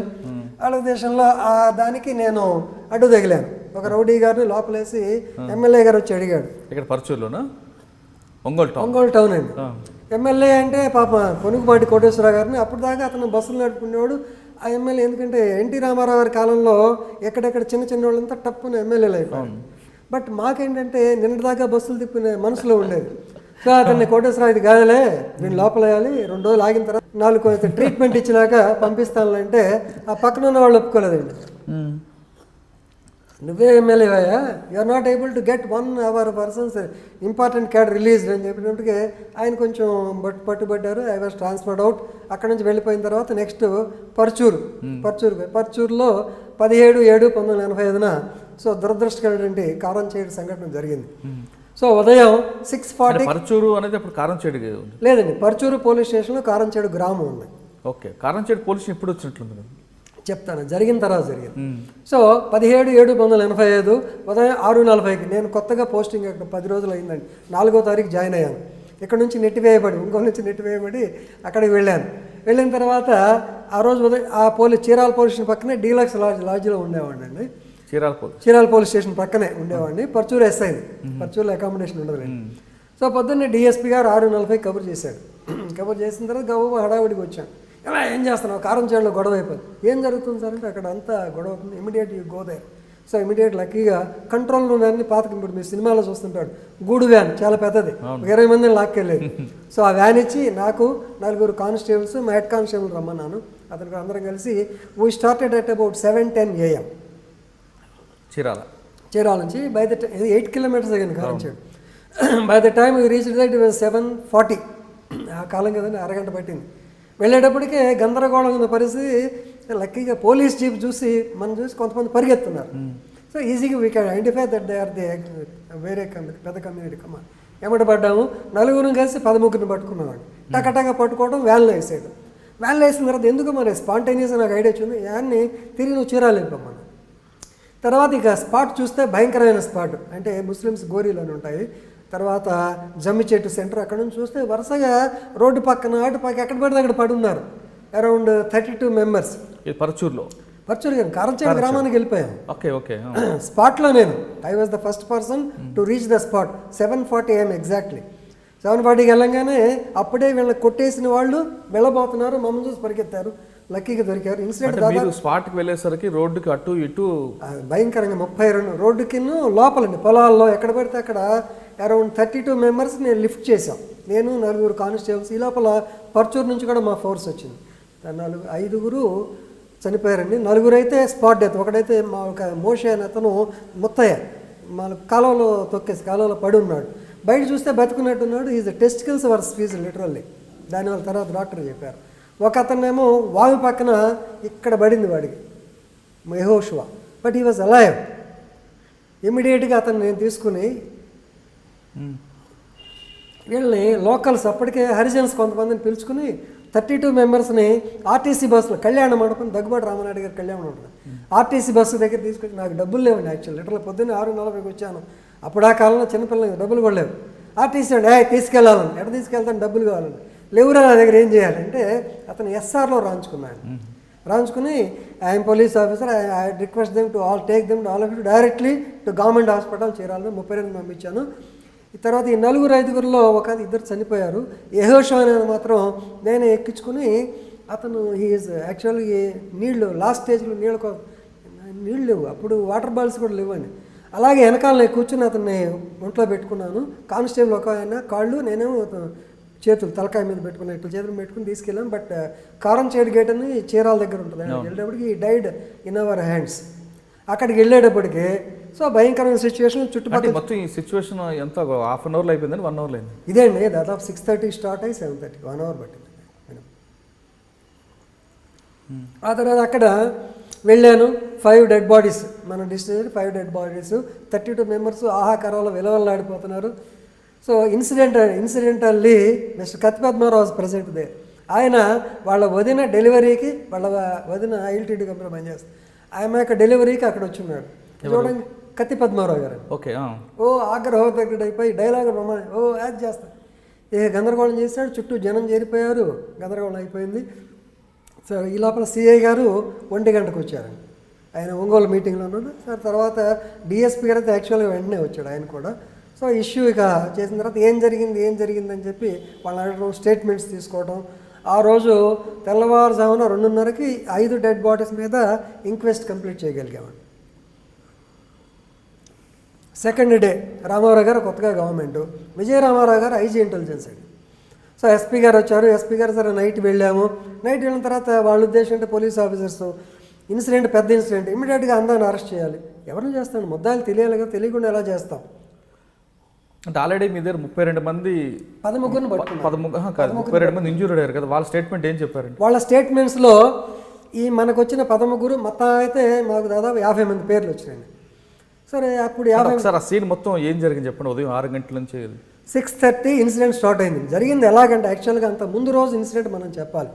16/7/1985 మధ్యాహ్నం పూట యాక్చువల్గా మరి చెప్పవచ్చు మాదిగ కుంట అంటారు ఏరియా పేరు. మాదిగ కుంట అనే చోట రాయనేడి ప్రసాదు అతని మేనల్డ్ పోతన శ్రీనివాసరావు అని కమ్మ కుర్ర వాళ్ళిద్దరూ అక్కడికి వెళ్ళి మాది కుంట పక్కనే తమ గేదెను కడుగుతున్నారు. కడిగింది కాకుండా కుడితి అంటారు, మీకు ఐడియా ఉంది. కుడితి నీళ్ళు దానికి పెట్టి ఆ నీళ్ళ బకెట్ని తీసుకొచ్చి క్లీన్ చేస్తున్నారు. అంటే దిస్ వాటర్ మాది కుంట అనేది మెయిన్ వాటర్ సోర్స్, మంచి నీళ్ళ సోర్స్ వీళ్ళకి ఎస్సీస్కి గ్రామంలో వాళ్ళకి చేస్తే దాన్ని they were polluting with the washings of the so called తౌడు. అది ఈ మున్నంగి సువార్త అనే అమ్మాయి చూసి అబ్జెక్ట్ చేసింది. ఏమయ్యా మీకేమో ఇదేంటి ఏం సహజంగా పల్లెటూరు భాషలో మాట్లాడింది ఆవిడ. మాట్లాడితే శ్రీనివాసరావు కొద్దిగా రియాక్ట్ అయ్యాడు. రాయనేడి ప్రసాద్ కొంచెం ఫాస్ట్ అయ్యి ఈ అమ్మాయిని కొడతాం జరిగింది. నువ్వు మమ్మల్ని అంటావా? ఎందుకంటే ఈ అమ్మాయి తోడు కత్తి చంద్రయ్య అని కలెక్టర్ గారు ఇంకో కుర్రాడు ఉన్నాడు, ఆ చంద్రయ్య కూడా వచ్చాడు. సో ఇష్యూ ఏంటంటే అది మాదిగాస్ హౌస్ దగ్గర, అంటే చెరువు దగ్గర ప్రారంభమైన వివాదం. యాక్చువల్లీ దాని దగ్గర నుంచే స్టార్ట్ అయింది. అయిన తర్వాత వాళ్ళు ఏమన్నారంటే వచ్చి ఒక 4-5 కుర్రాళ్ళు యాక్చువల్గా ఇక్కడ పేకాడు ఆడుకుంటారు, మాదిగా కుర్రాళ్ళు ఆడుకుంటారు. వాళ్ళంతా వచ్చి మీకు బుద్ధి ఉందా లేదా, మాకు చెరువుని చెడగొడతారా అంటే ఏందిరా అసలు తౌడు కుడితే ఎక్కడ ఉంది, ఒట్టి నీళ్ళతో మావాడు చేస్తున్నాడని సహజంగా మాట్లాడతారు. వీళ్ళు మాట్లాడారు. మాట్లాడిన తర్వాత వాళ్ళకి ఊళ్ళో పంచాయతీ పెట్టారండి. మీ అందరూ you have to come to the Panchayat in the night around 9 o'clock అని పెట్టారు. వీళ్ళు కుర్రాళ్ళు అప్పుడే రవి అని కుర్రాళ్ళు కొంచెం ఏంటి కొత్త భావాలు గలవాళ్ళు. ఆ భావాలు గలంటే మనం వెళ్ళేదండి వాళ్ళు పిడిస్తే అని చెప్పి వీళ్ళు రాకపోయేటప్పుడు ఇక్కడ బంగారు బాబు గారు జాగర్లమూడి బంగారు బాబు ఆయన ఇంటి దగ్గర వెళ్ళారు. చౌదరీస్ అంతా చేరి మంచి మనం పిలిస్తే వాళ్ళు రారా ఎంత గర్వం వాళ్ళకి. అదేంటంటే మరి ఆగండి రేపు చూద్దాం ఆల్రెడీ 9:30 అది కర్మగాల ఎదురుగానే ఈ రాయనేడు ప్రసాద్ అన్నయ్య సీతారామయ్య అని రాయనేడు సీతారామయ్యకి బ్రాందీ షాప్ ఉంది. అక్కడికి వెళ్ళి అతని మీద పడ్డారు. నువ్వేమి వాళ్ళు ఆఫ్టర్ వాళ్ళు మాట్లాడుతూ నువ్వు చేయలేవా నువ్వేమి నేను తీల్చుకున్నా పదండి అది ఇదంటే వదిలే అని చెప్పి అన్నారు. నెక్స్ట్ డే మార్నింగ్ ఆ యూత్ కదండి ఆగలేక మార్నింగ్ బయలుదేరి వచ్చారు. వాళ్ళకి వీళ్ళకి మధ్యలో జమ్మిచెట్టు సెంటర్ ఉంటుంది. ఆ జమ్మిచెట్టు దగ్గరికి యాక్చువల్గా these people around 200 in number are so Kammas came there. వీళ్ళు కూడా గ్యాదర్. అంత ఎర్లీ మార్నింగ్ ఎందుకు గ్యాదర్ అవ్వాల్సి వచ్చింది? 6:30 అక్కడ విలేజెస్లో 6:30 గ్యాదర్ అయిపోయి మామూలు అండి. పల్లెటూరులో 3కే బయలుదేరి వెళ్తుంటారు తెల్లారుగా 3కే తెల్లారిపోతే 6:30 దగ్గర ఇంటెలిజెన్స్ అటాక్ హరిచేసి దాంట్లో డౌటే అక్కడ గ్యారంటీగా వచ్చారు. ఎందుకంటే armed with weapons they came. వచ్చిన తర్వాత యార్లగడ్డ వీళ్ళు ఏం చేశారు జుట్టు దాటితే ఎవడన్నా మీ తాట తెలుస్తామని చెప్పి one of the Harijans actually వీళ్ళు కూడా గట్టిగా మాట్లాడారు. ఎవరు? హరిజన్స్ మాట్లాడేటప్పటికే వాళ్ళ యార్లగడ్డ బుచ్చినాడు అని అతను ఎవడరా మాట్లాడదని స్పీయర్ తీసుకుని వచ్చామండి. ఈ వాజ్ అటాక్డ్ లిటరల్లీ. అటాక్ అయ్యేటప్పటికి వాడికి పొట్టలో పేగులు బయటకు వచ్చినాయి. తర్వాత వాడిని దగ్గుబాటి నాగేశ్వరరావు కాడి నాగన్ అంటారు. ఆ కాడి నాగన్ వీళ్ళకి ఒక యార్లగడ్డ బుచ్చినాడు మాత్రం దెబ్బ తగిలిందంటండి. ఇమీడియట్లీ లక్కీగా యార్లగడ్డ నాయడం అని వెరీ ఫేమస్ డాక్టర్ అవిభక్త కవలను సపరేట్ చేస్తుంటాడు ఆయన. ఇన్సిడెంటల్గా ఆయన ఊళ్ళో ఉన్నాడు కాబట్టి ఇమీడియట్గా ఆయన ఏం చేశారంటే ఆ పేగులను లోపల పెట్టేసి పైన లైట్గా సూచర్ చేసి ఈ వాజ్ షిఫ్టెడ్ టు గుంటూరు. 6:30కి ఇన్సిడెంట్ జరగంగానే ఎంటైర్ ఏరియా మొత్తం ఇక ఇది పాకిపోయి ఎందుకంటే స్ప్రెడ్ లైక్ వైలెంట్ ఫైర్ లాగా తెలిసిపోయింది. ఎవరికి దొరికింది వాళ్ళు ట్రాక్టర్లు అవి తీసుకోవడం మామూలుగా సరీ బాదులు అవి తీసుకుని స్పీయర్స్ అక్కడ కామన్ అండి అగ్రికల్చర్ ఇంప్లిమెంట్స్ అవి తీసుకుని పడ్డారు. ఆ పడతంలో that is the 3-pronged strategy అంటాం. వీళ్ళు పారిపోతే ఇంత జనాన్ని చూసి దే ట్రై టు ఎస్కేప్. ఒక పక్క స్వర్ణ రోడ్ అని ఉంటుంది. స్వర్ణ రోడ్డుకి వెళ్ళడానికి అటు ట్రాక్టర్ల మీద అడ్డం వచ్చారు. చీరాల రోడ్ ఈ రామనాయుడు కళ్యాణం పైకి వెళ్ళిపోయి ఇప్పుడు నేను దొరికింది అక్కడ అటు నుంచి ఇటు అటాక్ చేశారు. మళ్ళీ వెనక్కి వచ్చారు. వాముల దగ్గర దొరికినట్టు బాధ పారేశారు. Thereby 5 deaths. యాక్చువల్గా 6th డెత్ అంటే కనబడమే ఆల్మోస్ట్ అంతే కనబడి కొట్టి పారేశారు. కొట్టిన తర్వాత ఆహాకారాలు 17th అయిపోయింది. 18th 19th honourable chief minister NT Ramarao గారు visited the spot. NG Ramarao గారు అదేంటంటే సో పెక్యులర్ మాదిగా వాళ్ళ ఇల్లు కొద్దిగా దాటగా ఎస్సీస్ ఇల్లు దాటగానే కొంచెం దాగానే నెక్స్ట్ చౌదరీస్ ఇల్లు ఉంటాయండి. కరెక్ట్గా అక్కడ రాగానే నాకు చెప్పమన్నారు. చెప్పాను from this your area Rama Rao garu అటు నుంచి వెళ్ళిపోయి సార్ ఆయన బాధ వ్యక్తం చేశారు. ఆ రోజు నుంచి 19/7/85 నుంచి కారంచేడు పోలీస్ స్టేషన్ అనేది స్టార్ట్ అయింది బై ది ఆర్డర్స్. సార్ ఈ ఇన్సిడెంట్ ముందు రోజు నైట్ చెరువు దగ్గర గొడవ, ఆ గొడవ కారంచేడు అవునండి దుర్మార్గం. కానీ ఈ విషయం మీకు పోలీసు ముందు రాలేదా నైట్ గొడవ జరిగిందనేది? లేదండి తెలియలేదు. నేను యాక్చువల్గా ఒంగోలు నుంచి పక్కన చీరాలో ఉన్నట్టు అది కారంచేడు విలేజ్ ఎంత బాగా హై రిచ్ పొటెన్షియల్ పీపుల్ అండి. దే డోంట్ అసలు చెప్పరు. వాళ్ళు చెప్పకపోయినా ఆ గ్రామంలో ఇంత ఇష్యూ లేదు గ్రామం అంతా వాళ్ళే కష్టం. ఈ హరిజన్స్ చెప్పుంటే పోయేది వీళ్ళు కూడా చెప్పలేదండి మనకి. అచ్చా మార్నింగ్ ఇంత గ్యాదర్ అవుతున్న విషయం కూడా తెలియదండి. 6:30కి నాకు డిఎస్పీ చెప్పిన దాకా నాకు తెలియదు యాక్చువల్గా. ఇప్పుడైతే కమ్యూనికేషన్ అప్పుడు కొంచెం తక్కువ అండి. అంటే ఆ విధంగా కారంచేడులో అది దానికి ముందు కొన్ని సంఘటనలు ఉన్నాయి సహజంగా. కేవలం ముందు రోజుదే కాదు సినిమా హాల్ వ్యవహారం కూడా ఉంది కూడా ఉన్నాయండి. అంటే సహజంగా వీళ్ళ ఆడవాళ్ళని వాళ్ళు గొడవ చేస్తున్నారని, వాళ్ళ ఆడవాళ్ళ పొలాలు వెళ్తే వీళ్ళు గొడవ చేస్తున్నారని, తర్వాత వీళ్ళని చూస్తుంటే హెకిలింగ్ చేస్తున్నారని చెప్పి యాడ్వర్స్ కామెంట్స్ చేస్తున్నారని చెప్పి ఇది మంచి భాషలో చెప్తున్నాను. వ్యవహారం కాదు కానీ ముందు నుంచి ఉన్న వ్యవహారం ఉన్నాయి డెఫినెట్గా ముందు నుంచి ఉన్నాయి. అదేంటంటే ఏదో ఒక షేప్లో బ్లడ్ అవ్వాలి కాబట్టి ఈ ఆకారంలో గొడవ అయింది. 3 నెలలు మాకు నిద్ర లేకుండా ఐజీలు రంగానాయుడు గారు రాజన్ గారు అందరు రావటం, కేసు టేకప్ చేయటం, మళ్ళీ దాంట్లో రకరకాల ఇన్వెస్టిగేషన్లో ఎన్ని ఇబ్బందులు పెట్టాలో అన్నీ పెట్టారు. దగ్గుబాటి వెంకటేశ్వరరావు గారిని ఒక ఇంటెలిజెన్స్ డిఎస్పీ గారు ఉండేవారు. మరి ఆయన ప్రోద్బలం ఉందో లేదో మనకి ఎందుకు కానీ కొంతమంది హైదరాబాద్లో బంజారా హిల్స్ పోలీస్ స్టేషన్ లిమిట్స్లో మేము ఆ రోజున పేకాట ఆడుకుంటూ దొరికాము. బంజారా హిల్స్ ఇన్స్పెక్టర్ బెనర్జీ గారు మమ్మల్ని పట్టుకుని మాకు 10 రూపాయలు ఫైన్ వేయించారు అని ప్లీ ఆఫ్ ఎలిబీ పెట్టారు. మేము ఇక్కడ లేమని చెప్పారు. దాని మీద పుల్లారెడ్డి గారు ఎస్పీ గారు సరే ఆయన నేను యంగ్స్టర్ని సరే ఆయన డైరెక్షన్ ఇచ్చిన ఇక్కడికి వచ్చి చూసిన తర్వాత రికార్డ్స్ చూస్తే అంతా 10 రోజుల తర్వాత కేసు పెట్టారు. సో అదేంది ఆ బెనర్జీ గారు అప్పుడు ఆ రోజు సస్పెండ్ అవడం కోర్స్ తర్వాత రీఇన్స్టేట్. కానీ ఆ వ్యవహారంలో అగ్రవర్ణాలను కాపాడమని చాలామంది ఒత్తిడి తీసుకొచ్చారనేది వాస్తవం కదా? వాస్తవం నేను చెప్పలేను కానీ న్యాయం చేయండి అన్నారు డెఫినెట్గా. ఎందుకంటే ఒకటి number 1 Karamchedu one of the richest villages, highly cinema industry, Daggubati Rama Naidu వీళ్ళంతా. ఒక పక్క tobacco business, cotton business, rice bowl, finance, తర్వాత వాళ్ళు ఫైనాన్స్ అన్నిటికన్నా, తర్వాత ఎక్కడెక్కడికో వచ్చి సెటిల్ అయిన వాళ్ళు హైలీ ఇన్ఫ్లుయెన్స్డ్ పర్సన్స్ ఉన్నారండి.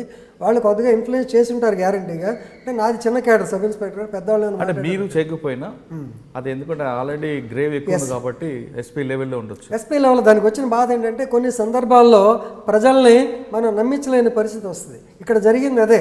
ఎందుకంటే ఫస్ట్లోనే పోలీసు వాళ్ళకి ఏంటంటే ప్రోయాక్టివ్గా కనపడాల.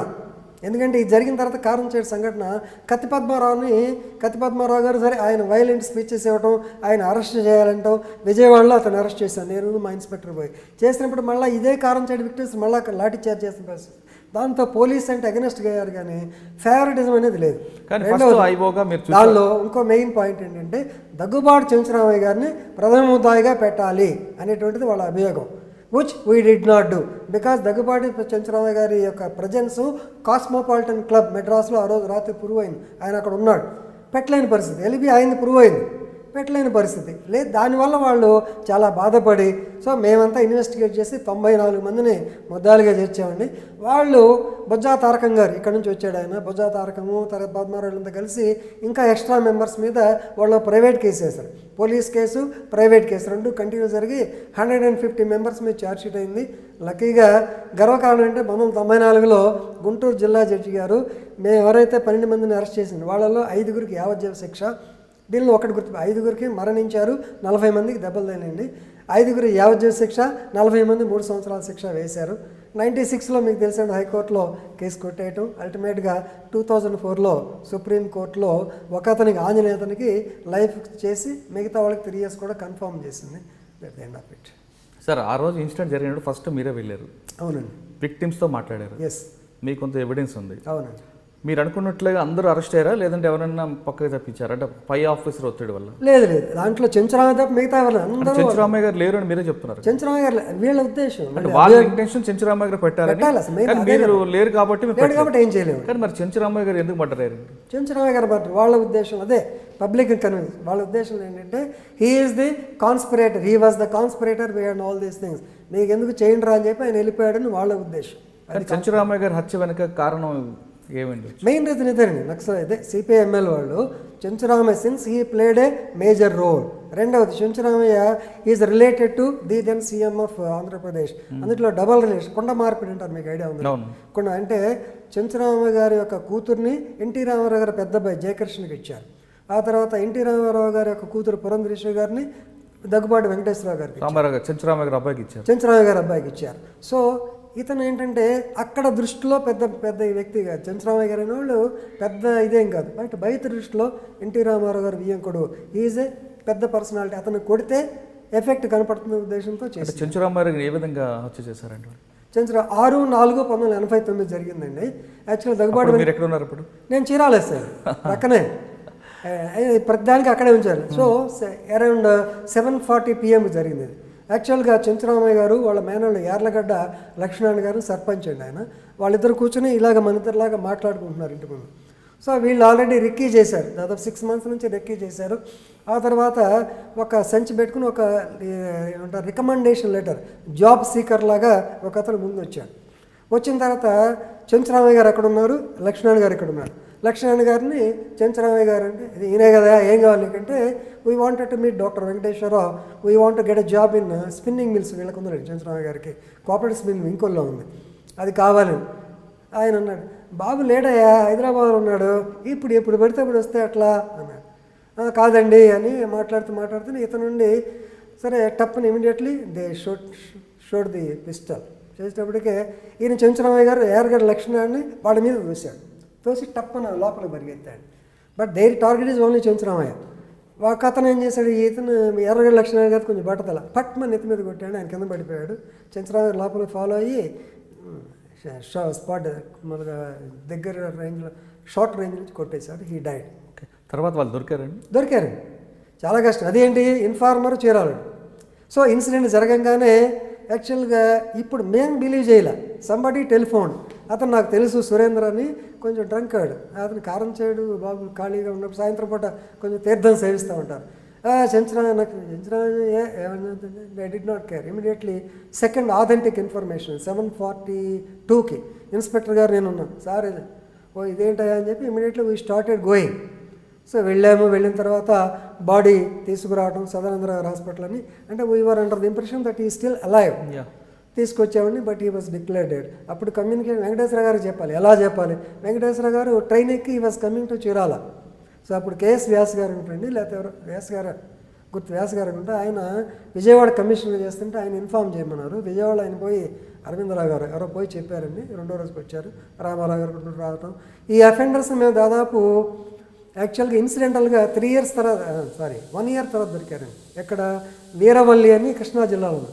అక్కడ ఈ లక్ష్మణరావు వాళ్ళ ఫ్రెండ్ ఉండవు. లక్ష్మణరావు దొరకలేదు నాకు అప్పుడు. వాళ్ళ ఫ్రెండ్ అతను ఆ హోటల్లో దిగి హోటల్లో ఒక అమ్మాయిని తెచ్చుకుని ఆ అమ్మాయికి తుపాకీ చూపించాడు. ఆ అమ్మాయి భయపడిపోయి ఆమె దూకేసింది. అక్కడ నుంచి దూకేటప్పటికే ఇమీడియట్గా police surrounded him. He also jumped from the parapet wall due to which ఈ లాస్ట్ లెగ్స్. అలా దొరికాడు మనకి. తర్వాత అంతా మొత్తం బయటకు వచ్చారు.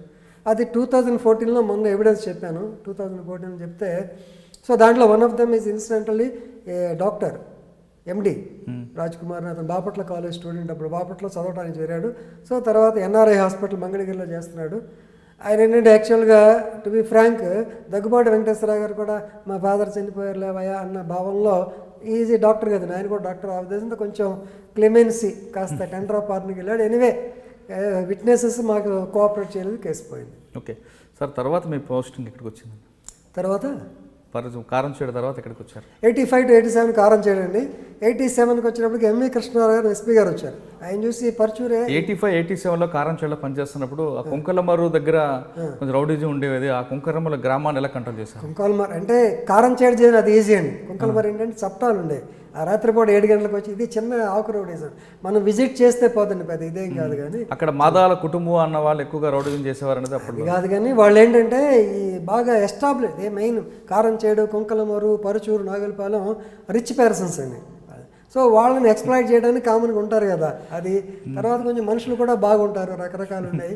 కంట్రోల్ మాదాల రంగారావు అనే వ్యక్తి కూడా ఆ ప్రాంతంలో ఉండేవారు కదా. రంగారావు యాక్చువల్గా సంతనూతలపాడు మైనంపాడు విలేజ్ అవుతుంది. రంగారావు ఆయన వెరీ స్ట్రిక్ట్ అండి. రంగారావు మాత్రం కమ్యూనిస్ట్ పాలసీ, 100% కమ్యూనిస్ట్ పాలసీ. ఎందుకంటే నేను టంగుటూరు అనే చోట ఎస్ఐగా పనిచేసినప్పుడు ఈ ప్రొడ్యూస్ ద ఫిల్మ్ యువ భారతం, నేటి భారతం సినిమా యువతరం కదిలింది.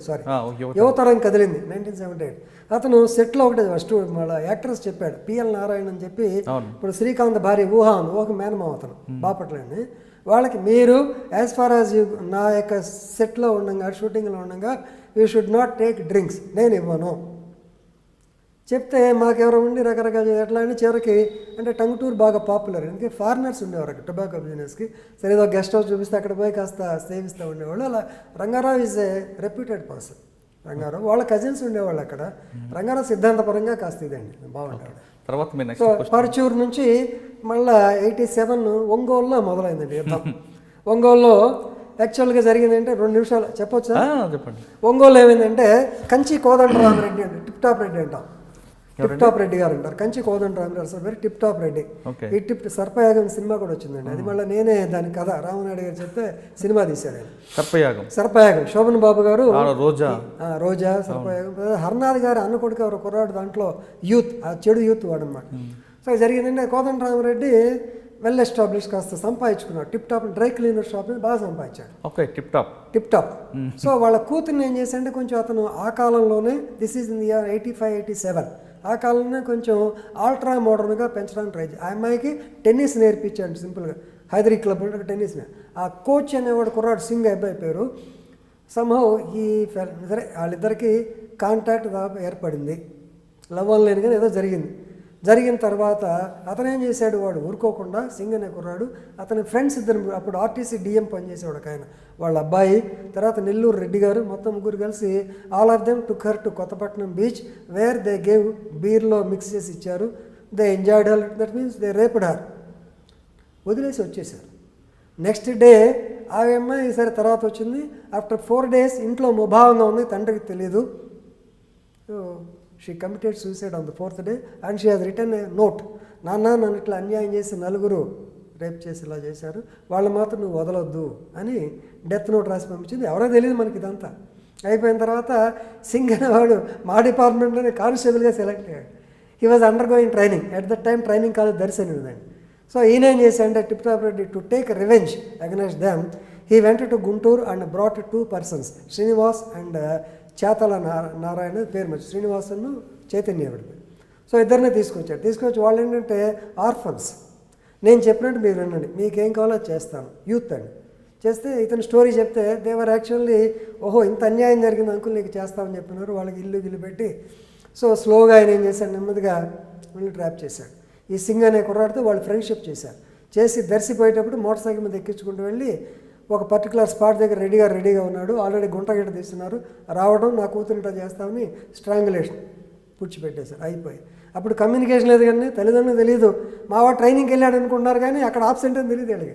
పోయే సెకండ్ బాయ్ ఆర్టీసీ డిఎం కొడుకు. ఆర్టీసీ డిఎం గారికి somehow he came to know. అందుకని ఆయన ఏం చేసిన కుర్రాడు పనికిరాడని జవహర్లాల్ కాలేజీలో చేర్పించాడు. నెల్లూరు నుంచి కావలి జవహర్లాల్ కాలేజీలో చేర్పించాడు. వీళ్ళు అతని దగ్గరికి వెళ్ళి వాడిని ఏమైంది కొంచెం పిల్లాడికి అలవాటు ఉన్నట్టుంది, డ్రింక్స్ చేసుకోవడం, వీళ్ళు పోవడం, ఫ్రెండ్షిప్ చేసి on one fine day they took him out from the room. ఒక రెడ్డి గారి స్కూటర్ మీద వెళ్ళి రారా అని చెప్పి వచ్చాడు. వచ్చిన తర్వాత వాళ్ళ ఫ్రెండ్ ఎందుకో he noted down the number of the scooter on the hostel room. అసలు మనకు తెలిసేదే కాదు.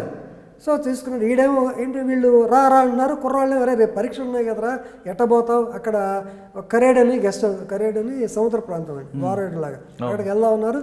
The other roommates did not agree for it, but still వీడికి సరే పిచ్చి ఉంటుంది అలవాటు కదా వచ్చేసాడు. ఇళ్ళతో పడితే ఇక కుర్రాడు ఎందుకో నోట్ చేశాడు. అయిపోయింది. వచ్చాడు. సేమ్ రాజుపాలెం అని కరేడ్ దగ్గర ఉంటుంది, అక్కడ సేమ్ మోడల్స్ ఆపరండి. గుంట తీసి రెడీగా ఉన్నాడు రెడ్డి గారు, వేసేసారు, అయిపోయాడు. ఆర్టీసీ డిఎం గొడవ చేశాడు, నా కొడుకు కనపట్లేదు అని చెప్పి. ఎక్కడున్నాడు? అదేమో actually it comes under Kandukur. Murthy గారు అని చెప్పి డిఎస్పీ సిఐ ఉండేవాడు, మన మినిస్టర్ నారాయణ గారు బియ్యంకి వెళ్ళాడు. సో ఆయన ట్రై చేశాడు, తెలియలే. సో ఇక్కడికి వచ్చేటప్పటికే ఈ కుర్రాడి తల్లిదండ్రులు మా అబ్బాయి కనపట్టలేదు after 1 month they have informed us. అప్పుడు బయట ఇదేంటి కనపట్లేదండి, absent for the past 1 month. ఆ ట్రైనింగ్ కాలేజ్ చూస్తే ఏమైంది చేస్తామంటే అప్పుడు ఇన్ఫర్మేషన్ పెడితే సరే మొత్తానికి స్కూటర్ దగ్గర వచ్చిందండి. చెంచురామరెడ్డి డాక్టర్ గారి స్కూటర్ పాపం అది. ఆయనకి తెలియకుండా రెడ్డి గారు వాడికి ఇప్పించాడు కుర్రాళ్ళకి నెంబర్ దగ్గర. సో చెంచురామరెడ్డి తీసుకొచ్చినా నాకు తెలియదయ్యా స్కూటర్ వెళ్ళి మాట వాస్తాం, స్కూటర్ నెంబర్ పట్టుకుని వచ్చామని. అల్టిమేట్గా రెడ్డిని పట్టుకున్నాం. సార్ ఒకరోజు ఆయన ఇంకో రెడ్డి ఉన్నాడు, ఆయన కూడా వేసి వస్తున్నాడు. ఓరే ఉండవా అని already have done these 2 things అని చెప్పేది వెరీ ఫేమస్ కేసు అండి అది. But of course witness. మూడో ఏం చేశారు, అరెస్ట్ చేశారా లేదా వదిలిపెట్టారు? ఎవరిని? రెడ్డి కాదు, రేప్ చేసిన వ్యక్తి మూడో వ్యక్తి లైవ్ ఉన్నాడు, పేరు చెప్పలేదండి, అతను తెలియలా. తర్వాత ఏంటంటే యాక్చువల్గా తర్వాత తెలిసింది కానీ ఈజ్ నాట్ కన్సర్న్, పక్కన మాత్రం ఉన్నాడు. యాక్చువల్గా ఇప్పుడు పోక్సో యాక్ట్ అయితే ఖచ్చితంగా ఇన్వాల్వ్ అయ్యింది. అప్పుడేంటి ఇన్వెస్టిగేషన్ రకరకాల. అంటే అమ్మాయికి రేప్ చేసిన ముగ్గురులో వాడు రేప్ చేశారు, ఉన్నాడు, ఇద్దరు రేప్ చేశారు, అతను కూడా ఉన్నాడండి. కానీ రేప్ చేసిన ఇద్దరు చనిపోయారు, ఇద్దరు వెళ్ళిపోయారు, తండ్రి చంపించారు. మూడో వ్యక్తి ఉన్న వ్యక్తి తప్పుకున్నాడు, చూశాడు కానీ పార్టిసిపేట్ అని ఇన్వెస్టిగేషన్. 1, 2 A1 A2 ఇద్దరు వెళ్ళిపోయారు. న్యాచురల్ జస్టిస్ ఆయన. అదే అతను మోరల్గా ఐఎమ్ హ్యాపీ, కేసు పెట్టుకోండి సార్ అంటే ఆయన అరెస్ట్ చేశారు. అప్పుడు అయ్యో అరెస్ట్ అయ్యాడు, చాలా రోజులు జైల్లో ఉన్నాడు. నవ్వు ఇప్పుడు ఆయన ఒంగోలులో సీతారామ స్వామి టెంపుల్ కట్టి అక్కడ భజన చేసుకుంటూ ఉంటాడు. అంటే కన్న కూతురుని అత్యాచారం చేసిన వాళ్ళు అంటే ఆయనకి చట్టం మీద న్యాయం మీద నమ్మకంలో చేశాడా లేదంటే ఫిజికల్ ఆ యొక్క అంటే లెటర్ కూతురు రాసిన లెటర్ రాస్తే ఎవరికైనా కడుపు మండిపోతాడు. రెండోదంటే బేసికల్గా ఒంగోలు అంటే ఓవర్ ఏరియా అండి. ఇట్స్ నైదర్ ఏ టౌన్, ఏదో జిల్లా హెడ్ క్వార్టర్స్ ఉంటా కానీ అంత లేదు. పైగా they are from Kanigiri area. Kanigiri అంటే కాస్త రిమోట్, వాళ్ళ మైండ్ అలాగుంది. ఇక అదే ఒక పార్ట్ అయితే సెకండ్ 91కి వచ్చేటప్పటికి ఒంగోలుకి వెళ్ళేటప్పటికి రౌడీ చిన్న పిల్లలండి, చిన్న పిల్లలు 19 to 21 years. వాళ్ళు టప్పుని ఎవరిని పెడితే వాళ్ళు మర్డర్ చేయటం, 500 రూపాయలు. అప్పుడే ఫ్లష్ ఒంగోలు స్లోగా యాక్టివ్ అయి వస్తూ ఉన్నాయి, డెవలప్ అవుతుండేటప్పటికే డబ్బుల కోసం ఏదన్నా చేస్తామని స్టేజ్కి వచ్చారు. అప్పుడు rowdyism was worshipped as a heroism. Kanigiri area అంతా వాళ్ళు వచ్చి ఫ్యామిలీస్ పెట్టుకున్నప్పుడు వాళ్ళకి ఒంగోలు రౌడీలు పెద్ద, ఎందుకంటే వీడికి మందు రావటం లేకపోతే బిర్యానీ రావటం ఇదంతా చూసి చాలా హ్యాపీగా ఫీల్ అయ్యి they use to be encourage. వాళ్ళు కూడా వీళ్ళలో కలవటం, కలిసి టప మర్డర్లు చేశారు. ఇది ఎప్పుడు పడితే 91లో నేను సిఐగా ఉండగా నాకు మంచి ఇన్ఫర్మేషన్ అండి. గంటారామన్ హెడ్ కానిస్టేబుల్ చెప్పాడు, వాడు ఉన్నాడు సార్ పలానా చూడండి. ఇమీడియట్లీ కండక్టెడ్ ఇందుర్తి లక్ష్మణ్ పట్టుకుంటే సరే చేపిన తర్వాత ఇంట్రాగేట్ చేస్తే 21 మర్డర్స్ ఈ డిస్క్లోజర్. 21 మర్డర్స్ ఒకడు 10 మందితో కలిసి చేశాడు. అంటే వాడి ఏజ్ ఎంత ఉంటుందండి? ఏజ్ ఏంటంటే 25 years కూడా ఉండవు. 21 మర్డర్స్ బిత్తరపోయాం. అంటే అది పెద్ద కాస్ట్లీ కూడా కదా, 50 రూపాయలు 100 రూపాయలు. అంతే. మీకు ఒక్కొక్కటి చెప్తుంటే ఆశ్చర్యం వేస్తుంది. ఇతను ఎందుకు పెట్టామంటే కాట్రగడ్డ నారాయణ జన చైతన్య నారాయణ ఉన్నాడు విజయవాడలో. అతను వేసేసి అక్కడి నుంచి వచ్చి ఇక్కడ షెల్టర్ తీసుకున్నాడు. మనకి ఇన్ఫర్మేషన్ పట్టుకున్నాం. ఏంటి టగటగా 21 మర్డర్ ఏంటి అంత పని. మనకి హైదరాబాద్ సిటీలో సరూర్ నగర్లో ఒక ముసలాయన పొద్దున్న ఇంటి ముందు పేపర్ చదువుకుంటుంటే మర్డర్ చేశారు. ఎవరిని చేశారు? ఏం పలానా ఆడాము డబ్బులు ఇచ్చింది సార్, చంపాం. ఎందుకు మాకు తెలియదు, చంపేశాం. అలాగే రకరకాల మర్డర్స్ అయింది. అప్పుడు ఎస్పీ గారు, రంగారెడ్డి జిల్లా ఎస్పీ ఈయన సాంబశివరావు గారు, ఈజ్ నేటివ్ ఆఫ్ ఒంగోలు. ఆయన డైరెక్ట్గా ఫోన్ చేసి మాట్లాడా, సార్ ఇట్లాగంటే అసలు అది ఎవడు చంపాడు మాకు అర్థం కావట్లేదా, అసలు ముందు కాసు కనుక్కోమంటే చంపింది కోడలు చంపించిందండి మామ మీద. సరూర్ నగర్లో. సరూర్ నగర్లో ఆ మామ హెరాస్ చేస్తున్నాడు. హెరాస్మెంట్ అంటే రోజు పొద్దున్నే, ఆ కాలంలో ఏంటంటే పొద్దున్నే కోడలు కాఫీ ఇవ్వాలి, పొద్దున్నే పేపర్. ఆ మైండ్ కోడలకి ఒంగోలు కుర్రాడికి ఎలా సంబంధం? ఆవిడ ఒంగోలు, షీస్ ఫ్రమ్ ఒంగోలు. ఒంగోలు వీడు మర్డర్ చేస్తాడు విషయం వాళ్ళకి తెలుసా? ఎవరికి? ఆ కోడలకి. కోడలే చేయించి డబ్బులు ఇచ్చిందండి. కరెక్ట్. వీళ్ళిద్దరు పరిచయం అలాగా. ఎవరిద్దరికి? హై డేసెస్ ఆ వీళ్ళు. ఎందుకంటే చిన్న పిల్లండి ఆమెకి. ఏంటంటే ఈ యొక్క ఇంట్లో బైట్ ఎలా ఉండేదంటే లక్ష్మణ ఉండేవాడు, లక్ష్మణ జూనియరు, ఆ జూనియర్ అంటే వీళ్ళ ద్వారా అక్క ఇవాళ పలానా అని వేసామంటే మరే మాకుందరా వాడిని కూడా వేసే డబ్బులు ఇస్తారని చెప్తే టిపికల్గా. ఎంత కోడలు ఎంత ఇచ్చింది మామూలు చెప్పడానికి? అప్పుడు మేబీ అరౌండ్ 1000 2000 అంతే అండి. చాలా పాల్ట్రీ అమౌంట్స్ అన్నీ అంతే మర్డర్ కదా. సో ఆడిని పట్టుకున్న తర్వాత అప్పుడు వాళ్ళకు ఒక రెడీమేడ్ లాయర్ ఒకడు ఉండేవాడు, పాప అతను కూడా చనిపోయాడు లేండి.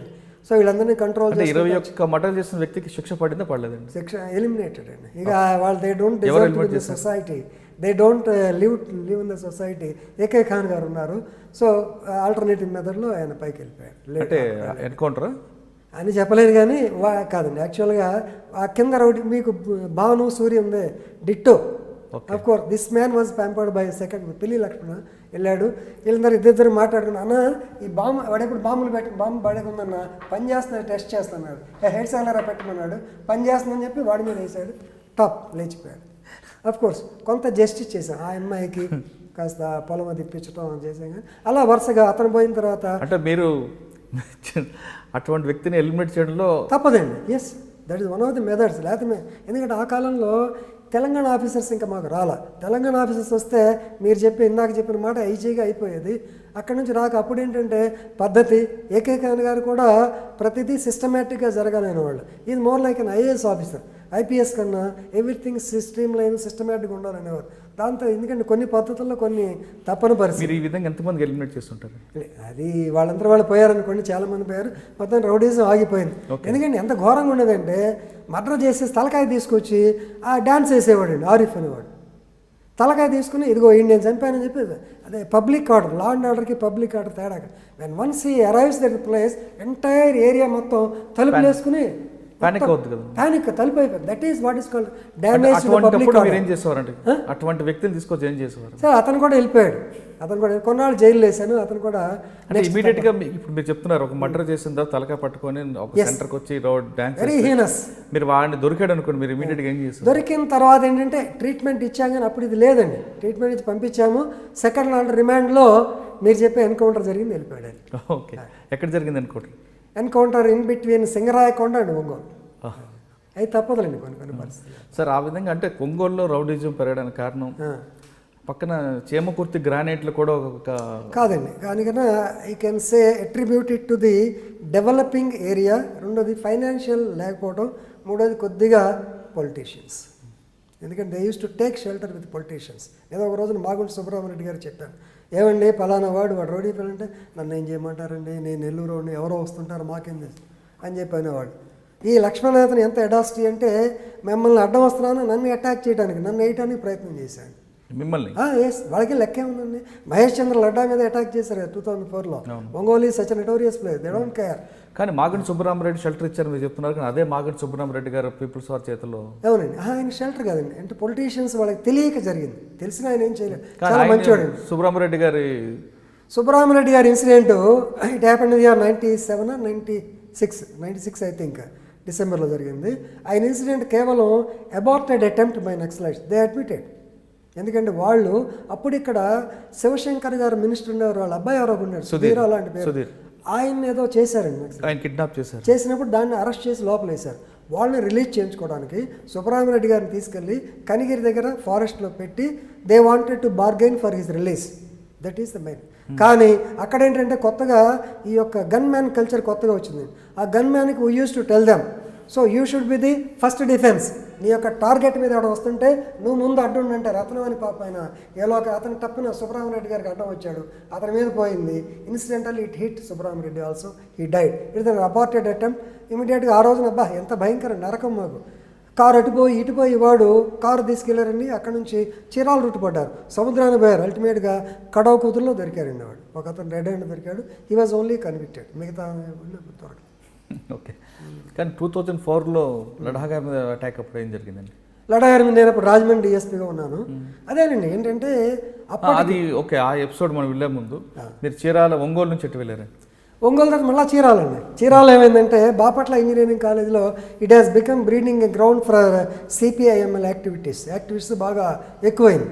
పక్కనే ఈ యొక్క దళిత మహాసభలు, దళితుల ఎంకరేజ్ బాగా ఎక్కువైందండి.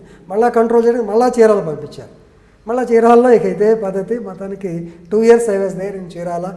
చీరాల సీఏగా సాయిబాబా గారు కౌన్సిలింగ్ బాగా చేసేవారని పేరు కూడా ఉంది. చేశాను. కౌన్సిలింగ్ ఖచ్చితంగా చేయాలి. ఎందుకంటే రౌడీగానే చూడాలి, అంతేగాని అతనికి మంచితనం ఇస్తే సొసైటీలో మామూలు వాళ్ళు ఉండలేరు. ఖచ్చితంగా చేయాలి. ఆ బట్టల షాపు దగ్గర కూడా ఎక్కువ సాయంత్రం టైంలో ఉండేవారు. అవునండి, తిరిగాడు. బండి చూస్తే రౌడీ కనపడితే చాలు తప్పదండి. కొంచెం భయపడేవాళ్ళు ఆ కాలం నుండి, కుర్రాళ్ళం కదా, తప్పదండి, చేయాల్సిందే. ఎమ్మడబడేవాళ్ళం, తిరిగేవాళ్ళం. పాపం సలగాల బెంజమిన్ గారని ఆయన ఎంపీ కూడా అయ్యాడు. అతను తీసుకెళ్తే తన్నని టాక్లో ఏమైనా నీకు బుద్ధి ఏమంటారు, హీ వాజ్ ఎంపీ. ఏమయ్యా నేను ఎంపీనయ్యా నన్ను బాగా. అఫ్కోర్స్ వీడిన అప్పుడు తెలియదండి. అంటే ఎంపీలకి ఎమ్మెల్యేలకి ఇంత ఇప్పుడు విలువ లేదు కదా పాపం. అతను అందులో చాలా సూపర్గా పెద్ద మనిషిలాగా ఉండేవాడు. ఎందుకన్నా ఇక్కడ ఇక్కడ నుంచి అన్నాను. నవే డేస్ ఇప్పుడు ఆయన పెద్ద దండం పెట్టే పరిస్థితి అనుకోండి. మంచి వాళ్ళు కూడా మంచితనంగా చూస్తారు. రోసయ్య గారు కూడా అంతే, చాలా పెద్ద మనిషి. We stopped him. అయ్యా మీ బండి చెక్ చేయాలి. అయ్యా చెక్ చేసుకోండి అయ్యా, నాదే ఉంది, ఐఎమ్ గోయింగ్ ఫర్ నామినేషన్ అంటే చక్కగా అలౌ చేశాను. కానీ ఆ టైంలో ఆమంచి కృష్ణమోహన్ ఏ విధంగా అసలు లేడండి కుర్రాడు. ఆమంచి కృష్ణమోహన్ వచ్చేటప్పటికి నేను డిఎస్పీగా వచ్చాను. 2005లో చీరాల డిఎస్పీకి వచ్చాను. ఆయన ఆమంచి కృష్ణమోహన్ అనే అతను ఒక్కడే ఈయనకి రోసయ్య గారికి శిష్యుడు. మిగతా వాళ్ళు ఎవరిని పెద్దగా నమ్మేవాడు కదా ఆయన. అప్పుడు అతను ఈ వాజ్ జిల్లా పరిషత్ టెరిటోరియల్ జెడ్పీటీసీ మెంబర్. తర్వాత నేను ఉండగా ఎంపీపీకి అంటే ఎంపీటీసీగా పోటీ చేసి ఎంపీపీ అయ్యాడు. అప్పుడు బాగా కొంచెం ఇదైంది. అప్పుడు ఎస్ఐ వేటపాలెం ఎస్ఐ బాగా స్ట్రాంగ్గా ఉన్నాడు. వీ కుడ్ కంట్రోల్, అంటే మనీ ఫ్లో కొంత తగ్గించగలిగాము. బట్ విలేజెస్ అండి, పక్కా విలేజెస్ అవి కాస్త జరుగుతుంది. చీరాల తర్వాత ఎక్కడికి వెళ్ళారు?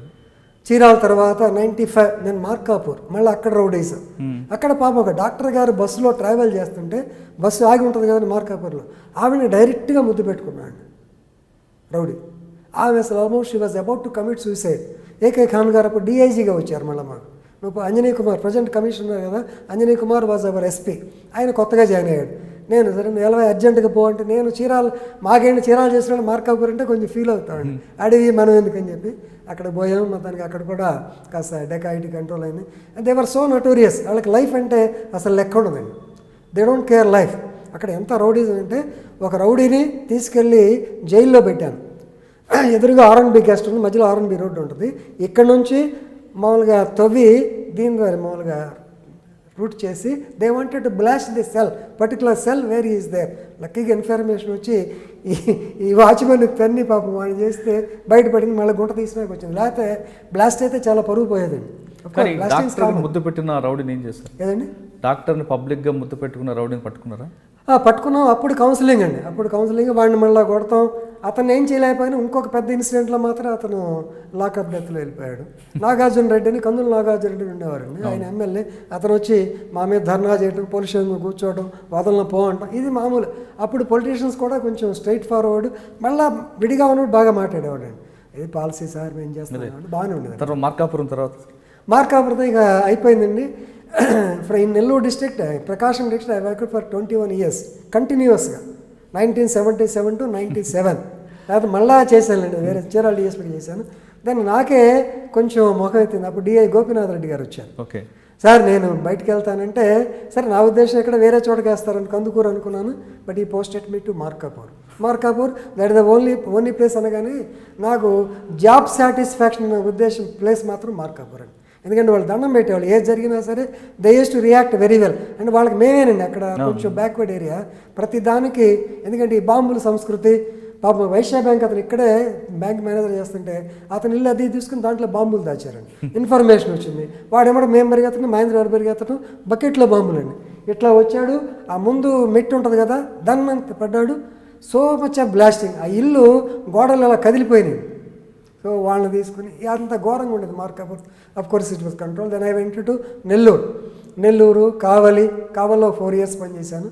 ఇంకా ఆల్మోస్ట్ నెక్స్ట్ డిఎస్పీగా 2003లో ఒంగోలు వచ్చేసాను. దాంట్లో ఎలక్ట్రిసిటీ విజిలెన్స్లో పనిచేశాను. దానిలో కూడా బాగా కొంచెం ఇది చేసాము. 32 members. లా అండ్ ఆర్డర్ ఎప్పుడు వచ్చారండి? వాళ్ళు లా అండ్ ఆర్డర్ వెంటనే 2004లో ప్రమోషన్ వచ్చి మనకి ఈయన ఉన్నారు కదా ఏకే మొహంతి గారు, ఆయన శిష్యులమే. మాకు ఈ వర్క్డ్ యాజ్ అడిషనల్ ఎస్పీ. ఆయన చిన్నపిల్లాడు ఉన్నప్పుడు గుంటూరులో పనిచేశారు. కొంచెం దాని మీద అంటే కొంచెం వాళ్ళు సెలెక్ట్ చేసుకున్నారు సర్టన్ నేమ్స్. సో ఆయన పిలిచి so go to Rajahmundry as vigilance DSP, you have to work there for 2 years. Okay చేస్తానని చెప్పాను. విజిలెన్స్లో కూడా రమణ్ కుమార్ ఎస్పీ గారు వారి సారథ్యంలో మంచి కేసులు, రైస్ ఇవి, తర్వాత smuggling of rice from Kakinada port to Tanzania, అది పట్టుకున్న పెద్ద కేసు అని అంతా చేశాను.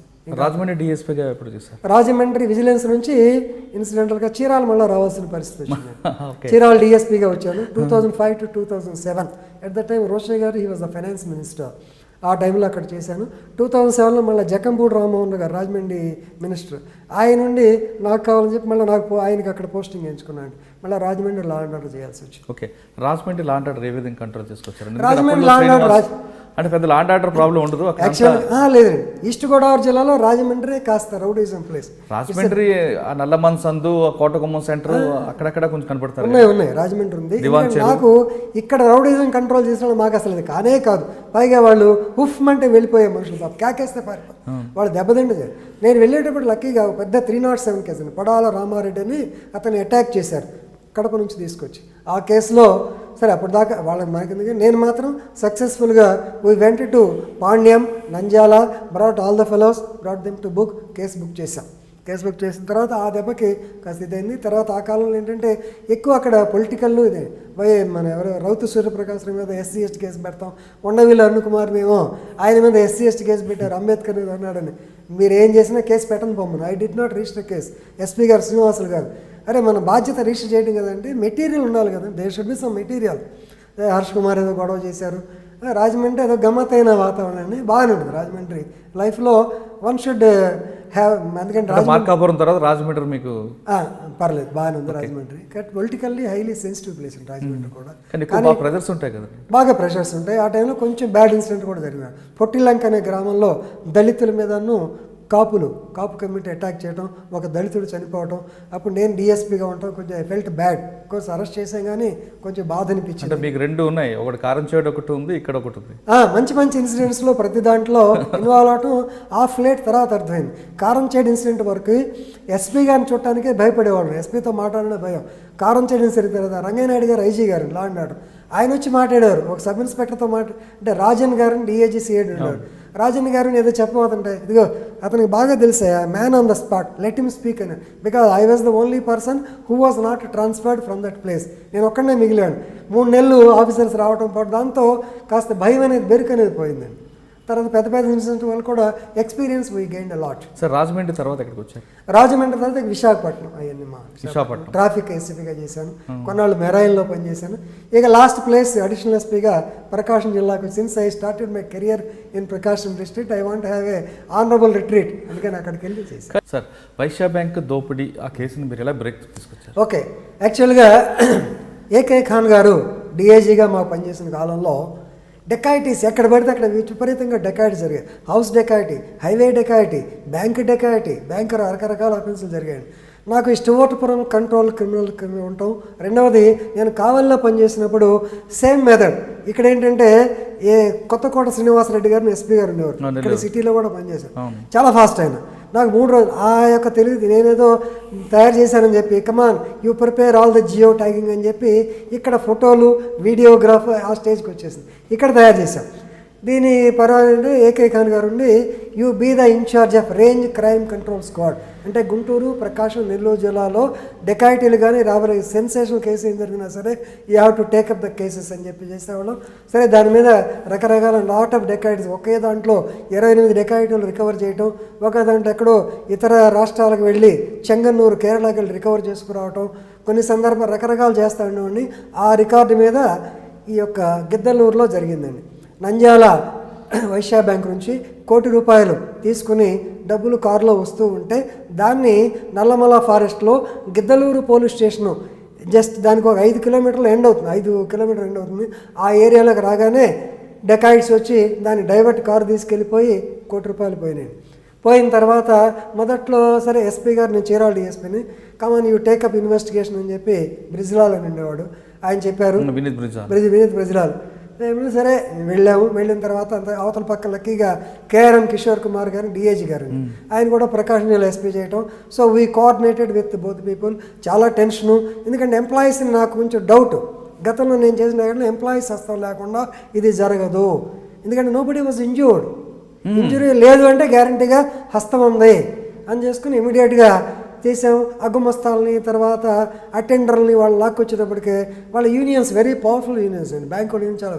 వాళ్ళ పాపం ఆయన రామాంజనేయులు అని చెప్పి వాళ్ళకి ఏదో పెద్ద క్యాడర్, CEO లాంటి క్యాడర్, ఆయన పరిగెత్తుకొచ్చి బాబా మీరు ఈ కొంచెం కాఫీ కాస్త బయట పంపించండి, లేకపోతే యూనియన్ వాళ్ళు ఏదో చాలా పవర్ఫుల్ అండి, ఆ దుంప తీస్తారంటే కాదని చెప్పన్నాము. పాపం all the way Kishore Kumar గారు అటు నుంచి రావడం, ఆయన మాట్లాడటం, మీకు ఎందుకే 1 వీక్లో చేస్తాం, but you have to suffer అని చెప్పి చెప్పటం. సరే, ఆయన కూడా పోలీసులు గట్టిగా నమ్మకం ఉంది, ఇన్ఫర్మేషన్ ఉందంటే వెళ్ళిపోయారు. లక్కీగా చిన్న క్లూ ద్వారా అది టెలిఫోన్, అప్పటికే కొత్తగా టెక్నాలజీ మొదలు పెట్టామండి, సెల్ ఫోన్ డేటా విశ్లేషణ ద్వారా. నా దగ్గర శ్రీనివాసన్ ఎస్ఐగా ఉండేవాడు, బ్రహ్మాండంగా అనలైజ్ చేశాడు. వీళ్ళు ఎవరు మాట్లాడుకొని చూసి ఎస్ ఫలానా టార్గెట్ అటెండ్, వాడు మా దగ్గరే ఉన్నాడు. పట్టుకున్న తర్వాత ఏంట్రా అంటే మీరు అడగలేదు కానీ, నువ్వు పలానా వాడితో మాట్లాడే, నువ్వు అడగలేదు కదా ఇప్పుడు చెప్పరా అని చెప్పి ఎక్కడెక్కడ పెట్టేవారంటే ఓ రకరకాల దానిలో మళ్ళీ దొంగలు. ఎందుకంటే వీళ్ళు దే హ్యావ్ డిస్ట్రిబ్యూటెడ్ అమౌంట్. చేసిన తర్వాత ఒక ఆటో డ్రైవర్ బాగుమరుతున్నాడు. ఈ ఆటో డ్రైవర్ గారు ఏం చేశాడు, పోయి ₹1,00,000 అతనికి వచ్చిన 4 lakhs అండి. తన యొక్క ఆటో పాత టైరు, చెడిపోయిన టైర్ ఉంటుంది చూడండి, దాన్ని ఊడదీసి ట్యూబ్ బదులు దాంట్లో క్యాష్ సర్దేశాడు. వాళ్ళ బావమరుదుడు నాకు 25,000 ఇమ్మన్నాడు.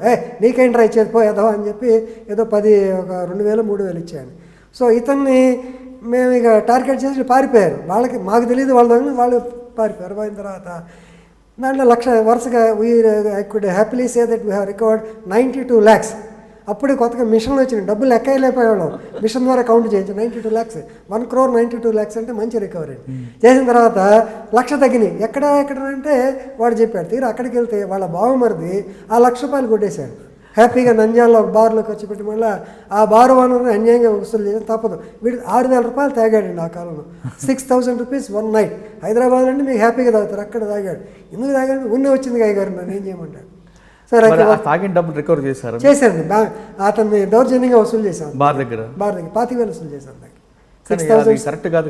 కరెక్ట్ కాదు కానీ చేయాలి రికవరీ కొన్ని సందర్భంలో. అదే that is what is called legal public interest. We have to definitely public ఇంట్రెస్ట్ని సేవ్ చేయాల్సిన బాధ్యత, ఎందుకంటే it is our duty to recover as maximum as possible amount. కానీ ₹1,00,000 వస్తున్న విషయం బ్యాంక్లో ఎంప్లాయీ ద్వారా బయటకు వచ్చింది. ఖచ్చితంగా అటెండర్ అండి, అటెండర్ అంటే ప్లాన్ ఎలా చేసాడు. అటెండర్ ఏంటంటే అతనికి అవసరం వచ్చింది. అటెండర్కి ఏంటంటే మామూలుగా ఏదో అప్పుడు కాలంలో యాక్చువల్గా రొటేషన్ స్కీమ్స్ అని మనీ స్కీమ్స్ ఉన్నాయి. దాంట్లో ఈ sustain loss of about 85,000 or so. ఆ డబ్బులు అడిగితే ఎవరు ఇవ్వకపోతే అతను రోజు అబ్జర్వ్ చేస్తున్నాడు. ఏది అక్కడ చెస్ట్ నుంచి విజయవాడలో క్యాష్ ఎక్కడికి వెళ్ళేటప్పుడు నోబడీ టేక్స్ కేర్. నార్మల్గా they have to follow so many procedures. Morning 6:30కి వెళ్ళాలి అంటే వాళ్ళు రావాలి, వాళ్ళంతా చెక్ చేయించుకోవాలి, లోపలికి వెళ్ళాలి, ఎవరు రానియకుండా చేస్తే చివరికి అటెండర్ మీద ఆధారపడే స్టేజ్కి వచ్చారు. సో ఈ అబ్జర్వ్డ్ ఇట్, ఓహో వీళ్ళెవరు పెద్ద సీరియస్గా తీసుకోవట్లేదు అని చెప్పి పెట్టి వాళ్ళ యొక్క రిలేటివ్స్కి ఇన్ఫర్మేషన్ ఇచ్చి వాళ్ళు కొంతమంది క్రిమినల్స్ని, మన హైడ్ అసాసిన్స్ అనమాట, క్రిమినల్స్ చెప్పుకోవడం, వాళ్ళంతా ప్లాన్ చేసి నేను పలానా టైంకి వస్తానని చెప్పడం ఆయనకి వాళ్ళు అటాక్ చేయడం జరిగింది. ఓకే, అంటే చీరాల ఆ కేసుని మీరు పూర్తిగా చీరాల అది స్టోర్ సార్ మీరు యాక్చువల్గా ఇప్పుడు ఇందాక చెప్తున్నారు ప్రకాశం, గుంటూరు, నెల్లూరు ఈ 3 రేంజ్లో ఎన్నో కేసులు. నెల్లూరులో కప్పరాల తిప్ప అని ఒక గ్రామం కూడా, అదే నేను చెప్పాను, ఆ గ్రామం కూడా పూర్తిగా అదే నేను చెప్పాను డైవర్షన్ చేస్తుంటది. కాదండి, ఇప్పుడు అది మీరు చెప్తున్న ప్రకాశం జిల్లా చీరాలను దాటిన తర్వాత బిట్రగుంటకి మధ్యలో వెంకటేశ్వరపాలెం అనే ఒక రైల్వే స్టేషన్ వస్తుంది. అక్కడ ఎక్కువగా దొంగతనం చేయడానికి కారణం ఏంటంటే చెప్తాను. ఇప్పుడు కావలి నుంచి 18 కిలోమీటర్లలో ఈ కప్పరాళ్ళ తిప్ప అనేటువంటి గ్రామం ఉంది. ఇది కూడా ఎనదర్ సెటిల్మెంట్. యాక్చువల్గా దానికన్నా అందరికీ తెలిసిన ఫేమస్ పేరు ఏంటంటే Bitragunta. It was a very good old time railway junction. దానికి దీనికి ఇంత 1/2 కిలోమీటర్ డిస్టెన్స్ ఉంటుందండి. ఆ రైల్వే బిట్రగుంట స్టేషన్ దాటితే వెంకటేశ్వరపాలెం అని remote station, remote area. Venkateswara గుడికి వెళ్ళిన వాళ్ళు వస్తుంటారు. అక్కడ దొంగతనాలు దానికన్నా వీళ్ళు కూడా ఈ బిట్రగుంట క్రిమినల్స్, కప్పరాల తిప్ప క్రిమినల్స్ కూడా they extend there spare of operation to Chennai. ఎక్కువ చెన్నైలో విల్లివాకంలో రిలేటివ్స్ ఉంటారు, అక్కడ వెళ్ళి చెన్నైలో చేయటం. ఇటుపక్క వచ్చేసి విశాఖపట్నం దాకా చేస్తారండి. విశాఖపట్నం వాళ్ళ మోడస్ ఆపరేండి ఎక్కువ డైవర్టింగ్ ద అటెన్షన్. వాళ్ళు పోతూ ఉంటారు, మీరు రెస్ట్ తీసుకోవడం ఎక్కడ ఆగినానే, ఇదిగో బాబు 10 రూపాయలు పడిందని చెప్పి కింద పడంగానే టప్పని తీసుకెళ్ళిపోతారు. ఒకటి. రెండవది హౌస్ రాబరీ, డెకాయిటీ చేయరండి. కొట్టరు జనాన్ని, వీళ్ళంతా కొట్టకుండా రాబరీ చేసుకుని వెళ్ళిపోవడం, భయపెట్టి ఇస్తావా లేదా తీసుకెళ్ళడానికి చేసేవాళ్ళు.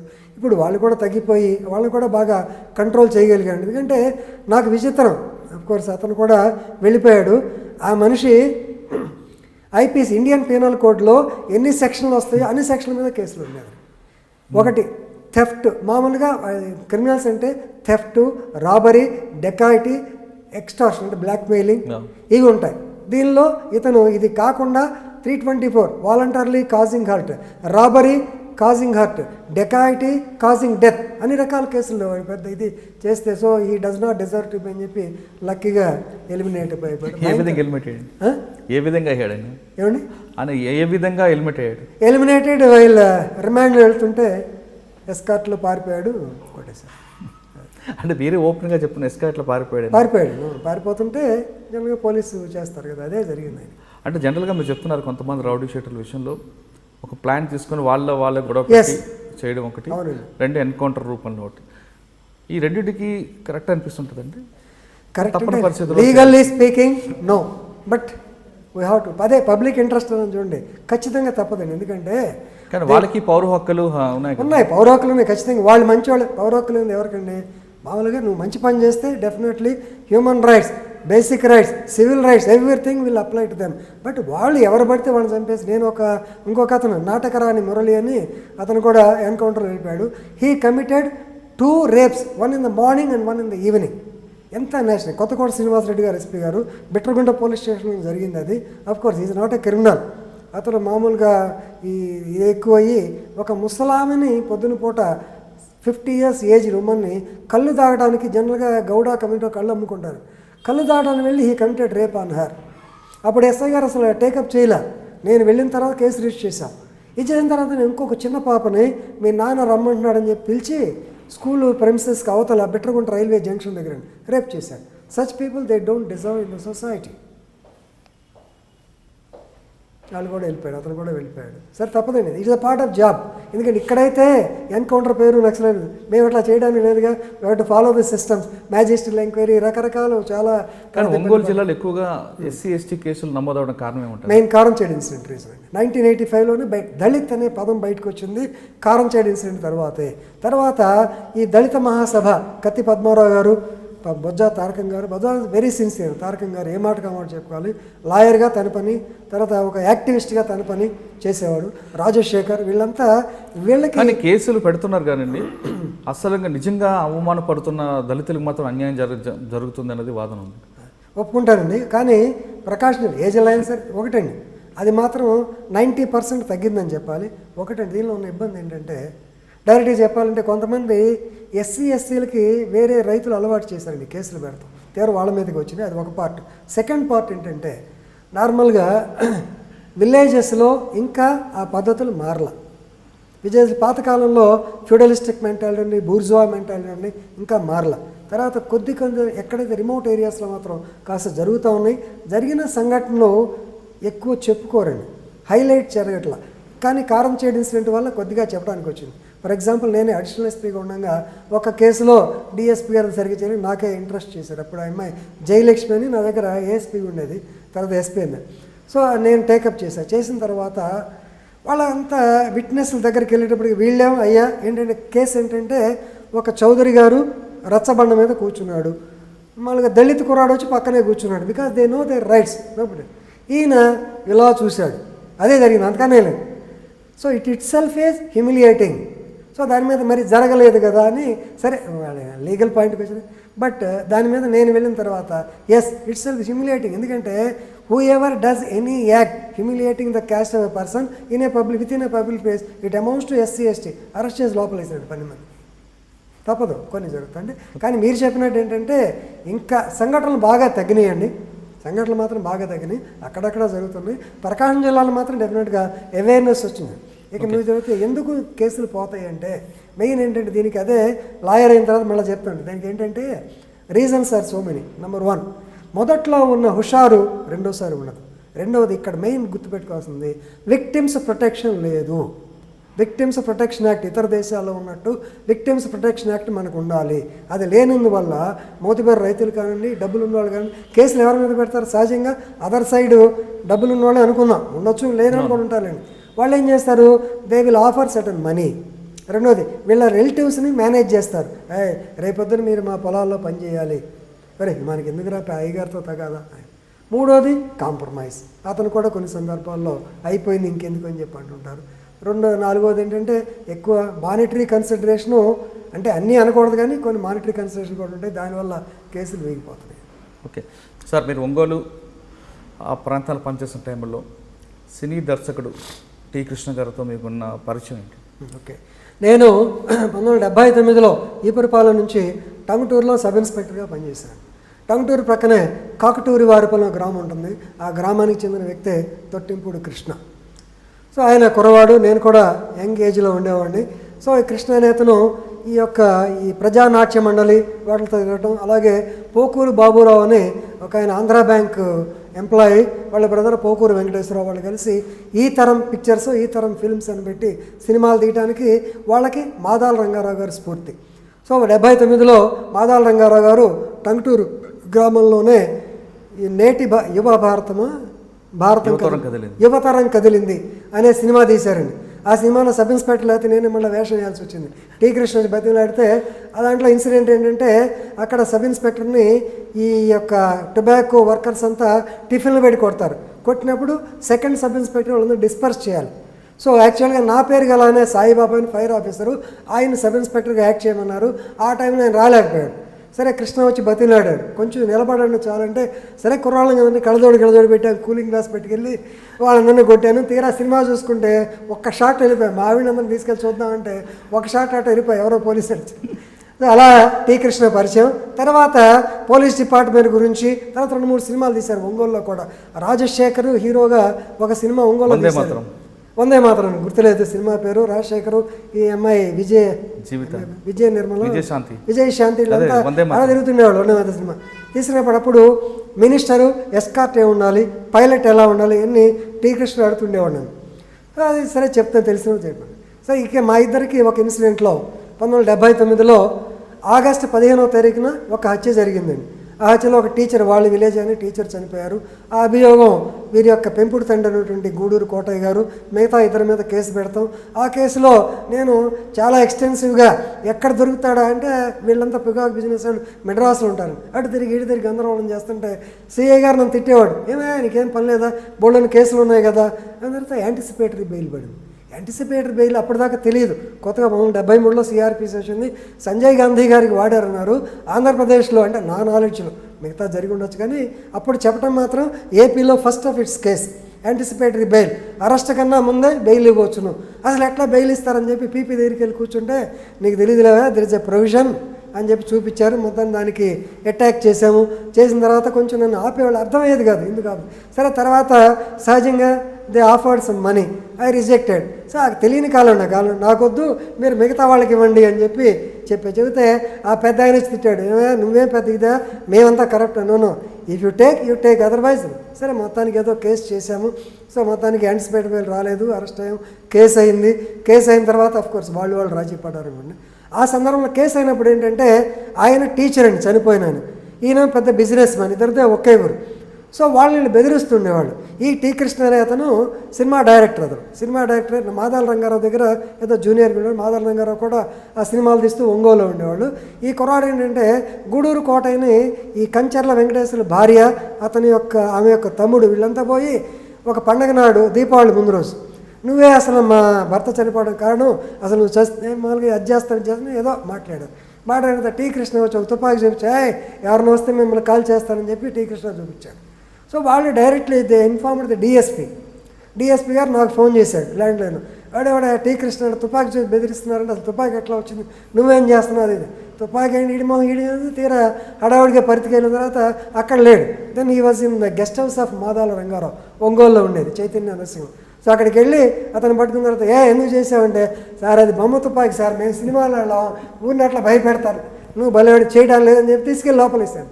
లోపలేసిన తర్వాత రంగారావు వీళ్ళంతా పోయి డిఎస్పీ గారి దగ్గరికి వచ్చి, సార్ ఇతను పాపం చాలా మంచోడు, అంత ఎక్కడ ఉంది ఇతని కెపాసిటీ అని చెప్పిన తర్వాత డిఎస్పీ గారిని అతనికి వార్నింగ్ ఇచ్చి వదిలే అన్న తర్వాత సంతకం పెట్టి పంపించాను.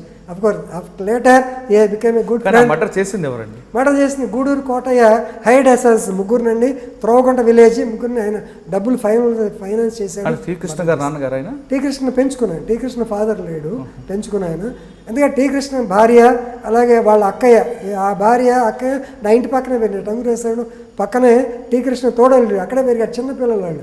కానీ టీ కృష్ణ గారు రెండో అబ్బాయి యాక్సిడెంట్లకి దాని వెనక కుట్ర ఉందంటారు. కుట్రలేదు, యాక్సిడెంట్ అండి, ప్యూర్ యాక్సిడెంట్. ఆ కుర్రాడు డైరెక్టర్గా చేయాలని చెప్పి చేస్తామంటే యాక్సిడెంట్గా చనిపోయాడు, కుట్రలేదు. దాని వెనక కుట్ర ఉందని అప్పుడు ఐ డోంట్ బిలీవ్ ఇట్, లేదు. సరే ఇంకోవైపు తీసుకుంటే దర్శి ఆ వైపు ఎక్కువగా డబ్బు ఉన్నవాడనే కారణం అనుకుంటారు, ఎక్కువగా డబ్బు గల వ్యక్తులు ఉండి అక్కడ వాళ్ళకు ఫ్యాక్షన్ కనిపిస్తుంటుంది. అంటే దర్శి దగ్గర పాపిరెడ్డిపాలెం అని ఒక విలేజ్ ఉందండి, హైలీ ఫ్యాక్షస్ విలేజ్. వాళ్ళు ఏంటంటే ఒక స్టేజ్లో ఏది నేను అంటే మేబీ సేమ్ మన ఒంగోలు టైం 92, 93 ఆ ప్రాంతంలోనే, 94లో బాగా ఎక్కువైంది. పతకమూరు, రామచంద్రాపురం, పాపిరెడ్డిపాలెం ఈ 3 విలేజెస్లో వీళ్ళకి ఈ నాగార్జున సాగర్ కెనాల్స్ వాటర్ రావటం విపరీతంగా డబ్బులు వచ్చేసినాయి. డబ్బులు వచ్చిన తర్వాత ఆటోమేటిక్ డబ్బులతో పాటు ఫ్యాక్షన్ పెరిగింది, నువ్వు గొప్ప నేను గొప్ప అనుకోవటం, వాళ్ళు చంపుకోవటం. ఇన్సిడెంటల్గా మార్టూరు ఎమ్మెల్యే గారు అటువంటి బలరామకృష్ణమూర్తి గారు ఒక సైడ్ సపోర్ట్ చేయటం, మీకెందుకురా అంటే వాళ్ళు చెప్పేవాళ్ళు నిజమటం మనకు తెలియదు, సపోర్ట్ చేయడం వల్ల కొంచెం పెరిగి భయంకరమైన ఫ్యాక్షన్, మర్డర్, ఎక్కడ బాంబులు వేసుకోవడం జరిగి ఆ పతకమూరు విలేజ్లో అయితే ఒక బిల్డింగే మామూలుగా ఈ యొక్క సీలింగ్ కూడా పగిలిపోయింది, అంత భయంకరంగా ఉండేదండి. లక్కీగా ఆ ఊర్లో ఒక ఐఏఎస్ ఆఫీసర్ కుర్రాడు సెలెక్ట్ అయిన తర్వాత అతను అందరిని పిలిచి ఆ ఇప్పుడు ప్రస్తుతం ఇదిగా అక్కడ ఏంటంటే డబ్బులు లేని వాళ్ళు ఎక్కువ అండి, లీడర్ ఉంటే ఆటోమేటిక్గా అతని పక్కన వెళ్ళిపోతారు. మీరు చెప్తున్నా మరి దర్శకి పక్కన పొదిలి తీసుకుంటే మరి అక్కడ మరి చాలా వీక్ కనిపిస్తుంటుందండి ఫైనాన్షియల్ మ్యాటర్. దర్శి దగ్గర ఎన్ఎస్ కెనాల్స్ వచ్చేసినాయండి, పొదిలి అంత లేదండి, పొదిలి ఇంకా స్టిల్ పొదిలి మీకు Kanigiri, Markapur still they are backward. ఇటు వినుకొండ వైపు కూడా కొంత లేదండి, వినుకొండ బాగా పెరిగిందండి, బ్రహ్మాండంగా. వినుకొండ కూడా రౌడీజం కూడా అట్ ది సేమ్ లెవెల్ బ్రహ్మాండంగా పెరిగిందండి. వినుకొండ మంచి rich and potential area nowadays. Markapur ఇంకా కాలేదు, ఎక్కడైతే వెలుగొండ వస్తుందో ఆటోమేటిక్గా మార్కాపూర్, గిద్దలూరు బ్రహ్మాండంగా పెరిగిపోతాయి. సార్ ఇన్ని రకాల కేసులు చేస్తున్న శంకర్ సాయిబాబా గారు చెప్పండి, రిటైర్ అయిపోయిన తర్వాత ఏం చేస్తున్నారు? After retirement I have done law. ఎందుకంటే నాకు కొంచెం లీగల్ ఇంట్రెస్ట్ ఉండేదండి, కేసుల్లో కూడా అప్పుడప్పుడు రాసేటప్పుడు కూడా కొంచెం అంటే నాకు నేను చెప్పుకోకూడదు, నా కేసు కాస్త పక్కడబందీగా ఏమీ ఎవిడెన్స్ లేని కేసుల్లోనే శిక్షలు పడిన లాయర్లు తిట్టుకునేవారు, ఏమయ్యా మా సాక్షులంతా తిరిగిపోయిన జడ్జి గారు basing on your evidence on circumstances have convicted him అని చెప్పి. ఎందుకంటే ఓ పెద్ద కేసు జరిగిందండి, జయరాసన్ అని కేరళలో ఎంపీ, అతను ఈ was travelling right from Delhi to రాజధాని ఎక్స్ప్రెస్లో వెళ్తుంటే అతన్ని ఇద్దరు కుర్రవాళ్ళు బీజేపీ అంటే పార్టీ చెప్పకూడదని అతనికి అపోనెంట్స్ అతన్ని అటాక్ చేశారు చీరాల దగ్గర. అటాక్ చేస్తే కేసు పెట్టి ఎవిడెన్స్ లేదు, రైలు ఎవరు చెప్తారు, nobody will tell, but the circumstances బాగా పెట్టాము. సరే అప్పుడు ఆ లాయర్ ఏమయ్యా ఎంత చేసి, సో ఎనివే ఏదో కేసులు బాగానే చేశాను, నాకు ఇంట్రెస్ట్ ఉన్నది. ఆఫ్టర్ రిటైర్మెంట్ నేను గమనించాను, ఎందుకంటే poor and needy people for them law has become a costly affair. Lawyers డబ్బు డిమాండ్ చేయటం, ఎక్కువ డబ్బు చేయటం, లాయర్స్ కొంతమంది డైరెక్ట్ చెప్పాలని కొంత అదర్ పార్టీ దగ్గర తీసుకోవడం, పంచాయతీలు పెడతాం, పర్సంటేజ్లు, ఇలాంటి సందర్భాలు చూసి I want to do some help to the poor and needy. Second లా కొంచెం నాకు ఇంట్రెస్ట్ ఉంటుంది, కానీ ఎల్ఎల్బి చేశాను, తర్వాత ఎల్ఎల్ఎం చేశాను, ఇప్పుడు క్రిమినల్ కోర్టులో లాయర్గా ప్రాక్టీస్ చేస్తున్నాను. మళ్ళీ అదే కాలేజీలో గెస్ట్ లెక్చర్గా మొన్న పబ్లిక్ ఇంటర్నేషనల్ లా కొంచెం వాళ్ళకి తెలియపోతే మళ్ళీ చెప్పడానికి కూడా వెళ్తూ ఉంటాను. సర్వీస్ ఓరియంటెడ్, ఇది కాకుండా అడ్వకేట్గా ప్రాక్టీస్ స్టార్ట్ చేశారు, Yes. కౌన్సిలింగ్ మన క్లాసులు కూడా తీసుకుంటున్నారు. అవును. ఎవడో క్రిమినల్ Hmm. మీ దగ్గరికి వచ్చి Yes. నేను పలానా అమ్మాయిని రేప్ చేశాను, నాకు బెయిల్ ఇప్పించండి అని మీ దగ్గరకు వస్తే ఏం చేస్తారు? ఖచ్చితంగా చేస్తానండి. Because it is my bound and duty. నేను చేస్తాను అని చెప్తే కాదు కానీ ఖచ్చితంగా చేస్తాను. ఎందుకంటే ఎథిక్స్ ఆఫ్ జ్యుడిషియల్లో కంపల్సరీ ఇట్స్ ఎ పార్ట్. అతను ఎవరైనా సరే కానీ కొన్ని ఏంటంటే నేను పెద్దవాడిని కాబట్టి నేను టేకప్ చేయను. పర్టికులర్లీ డైవోర్స్ కేసెస్ నేను చేయను రాబాయ్. అలాగే murder cases where I think that he has not. ఎందుకంటే నా దగ్గర ఒక కానిస్టేబులే తీసుకొచ్చాడు కేసు, జెన్యున్ కేసు, వద్దా అది నేను చేయను. ఎందుకంటే బికాజ్ నాకేంటంటే ఓన్లీ సెలెక్టెడ్ కేసులు చేసుకుంటాను. మీరు చెప్పిన దాన్ని మాత్రం కంపల్సరీగా చేస్తాను. రేప్ కేసులో వచ్చిన వాడిని మీరు రక్షిస్తారు? ఖచ్చితంగా హర్షించనండి, ఖచ్చితంగా అతను డిఫెండ్ చేస్తాను. తప్పదు. రక్షిస్తారు? రక్షించడం కదా, డిఫెండ్ చేస్తాను. Okay. నా ప్రయత్నం నేను చేస్తాను. కేసు నిలవచ్చు నిలవకపోవచ్చు, రకరకాల. కానీ అతను రేప్ కేసులో అయితే మీ దగ్గర యాజ్ ఎ పోలీస్ ఆఫీసర్గా మీ దగ్గరకు వస్తే మీరు 376 పెట్టి అరెస్ట్ చేస్తారు. అది ఆ పార్ట్ అండి. That part is over. Now in the second inning. ఈ పార్ట్లో కంపల్సరీ. ఒక అమ్మాయిని అత్యంత దారుణంగా రేప్ చేసిన వ్యక్తి వస్తే మీరు బెయిల్ ఇప్పించడం ఎంతవరకు కరెక్ట్ అంటే? అది కరెక్ట్ అని దానికన్నా ప్రొఫెషనల్ ఎథిక్స్ అంటారు దాన్ని. లాయర్గా మా దగ్గరకు ఒక క్లయింట్ వచ్చినప్పుడు if you take a brief you have to do justice. ఎందుకంటే everybody is deemed to be innocent till it is proved beyond all reasonable doubt. మేము ఆ ఉద్దేశంతో ఉంటాము, సహజంగా చేస్తాం. కానీ ఆ వ్యక్తి చేసిన విక్టిమ్ చాలా చిన్న పసిపాప అయినప్పుడు కూడా ఇదే పసిపాప అయినా సరే జనరల్గా ఒప్పుకోము, కానీ మోరల్ ఖచ్చితంగా నేనైతే మాత్రం చేస్తాను, దానికి అనుమానం అక్కర్లేదు. Yes, we have to defend. Nagalakshmi కేసులో బార్ అసోసియేషన్ విజయవాడలో చెప్పారు, but I said no, it's not correct. You have to defend. నీకు చేత అయితే చెయ్యి, ఇంకో లాయర్ వస్తారు, అంతేగాని చేయనంటే అని పదం. ఎందుకంటే జస్టిస్ అనేది లేకపోతే లా అనేది అందరికీ ఒకటే అండి. ఖచ్చితంగా అతను ఇన్నోసెంట్ అయితే ప్రూవ్ చేయాల్సిన బాధ్యత. అతను క్రిమినల్ అనుకోండి, court will definitely take it. మనం ఎంత చెప్పినా కోర్టు ఈజీగా. అందుకని మొన్న జిల్లా జడ్జి గారిని, ప్రియదర్శన్ మేడం గారిని, మాకు ఒంగోలు జిల్లా జడ్జి, ఆవిడ చెప్పిందండి, easily we can assess the case. అది చూస్తే ఈజీగా అర్థమైపోద్ది, అవునా కాదా. కాకపోతే ఎవిడెన్స్ ఏంటంటే దానికి కొంచెం బ్యాలెన్స్, కాస్త వెయిట్ వేయటానికి, తప్పితే ఈజీగా basing on inference they give conviction. Okay sir, retire అయ్యారు, అడ్వకేట్, ప్రొఫెషనల్ అడ్వకేట్గా మీరు కొనసాగుతున్నారు. ఓకే. డిపార్ట్మెంట్లోకి వచ్చే కొత్త ఆఫీసర్స్కి, రావాలనుకున్న వాళ్ళకి, లేదా ఆల్రెడీ డిపార్ట్మెంట్లో ఉన్న యంగ్ ఆఫీసర్స్కి మీరు ఇచ్చే మెసేజ్ ఏంటంటే? రైట్, నేను చెప్పేది కొత్త ఆఫీసర్ ఒకటే. Number 1, be sincere towards your duty. రెండవది, పోలీస్ స్టేషన్, గతంలో రామచంద్రారెడ్డి గారు మాకు చెప్పాడు, police station treat it as a missionary hospital. ఎందుకంటే ఎవరన్నా మనిషి వచ్చి మీరు మాట్లాడితే half of the job is over. తర్వాత మూడవది, సిన్సియర్ ఎందుకు చెప్తున్నానంటే, ఒక కేసులో దొంగతనం జరిగింది పట్టుకుంటే వేరే కేసులో పెట్టొద్దు, ఒక మనిషిని తీసేయడానికి వేరే వాళ్ళని ఇబ్బంది పెట్టొద్దు, రకరకాలు జరుగుతూ ఉంటాయి. కాబట్టి సిన్సియారిటీ ప్లేస్ మచ్, ఆనెస్టీ అది 100% చెప్పలేను, కానీ వీలైనంతవరకు try to be honest to your profession. And corruption ఇది, try to be honest to your profession. Sincere, honest and be the above. One should be above your self. నీకు ఖచ్చితంగా డ్యూటీయే దైవం అనుకుంటే ఆటోమేటిక్గా you will be successful police officer. Okay, డ్యూటీయే దైవంగా భావిస్తే ఆ వ్యక్తి ఖచ్చితంగా పోలీస్ డిపార్ట్మెంట్లో 100% రాణిస్తారంటున్నారు సుంకర్ సాయిబాబు గారు. ఇది ఈ వారం సుంకర్ సాయిబాబు గారితో ఎక్స్క్లూజివ్ ఇంటర్వ్యూ. వచ్చే వారం మరో గెస్ట్తో మళ్ళీ కలుద్దాం. అంతవరకు నమస్కారం.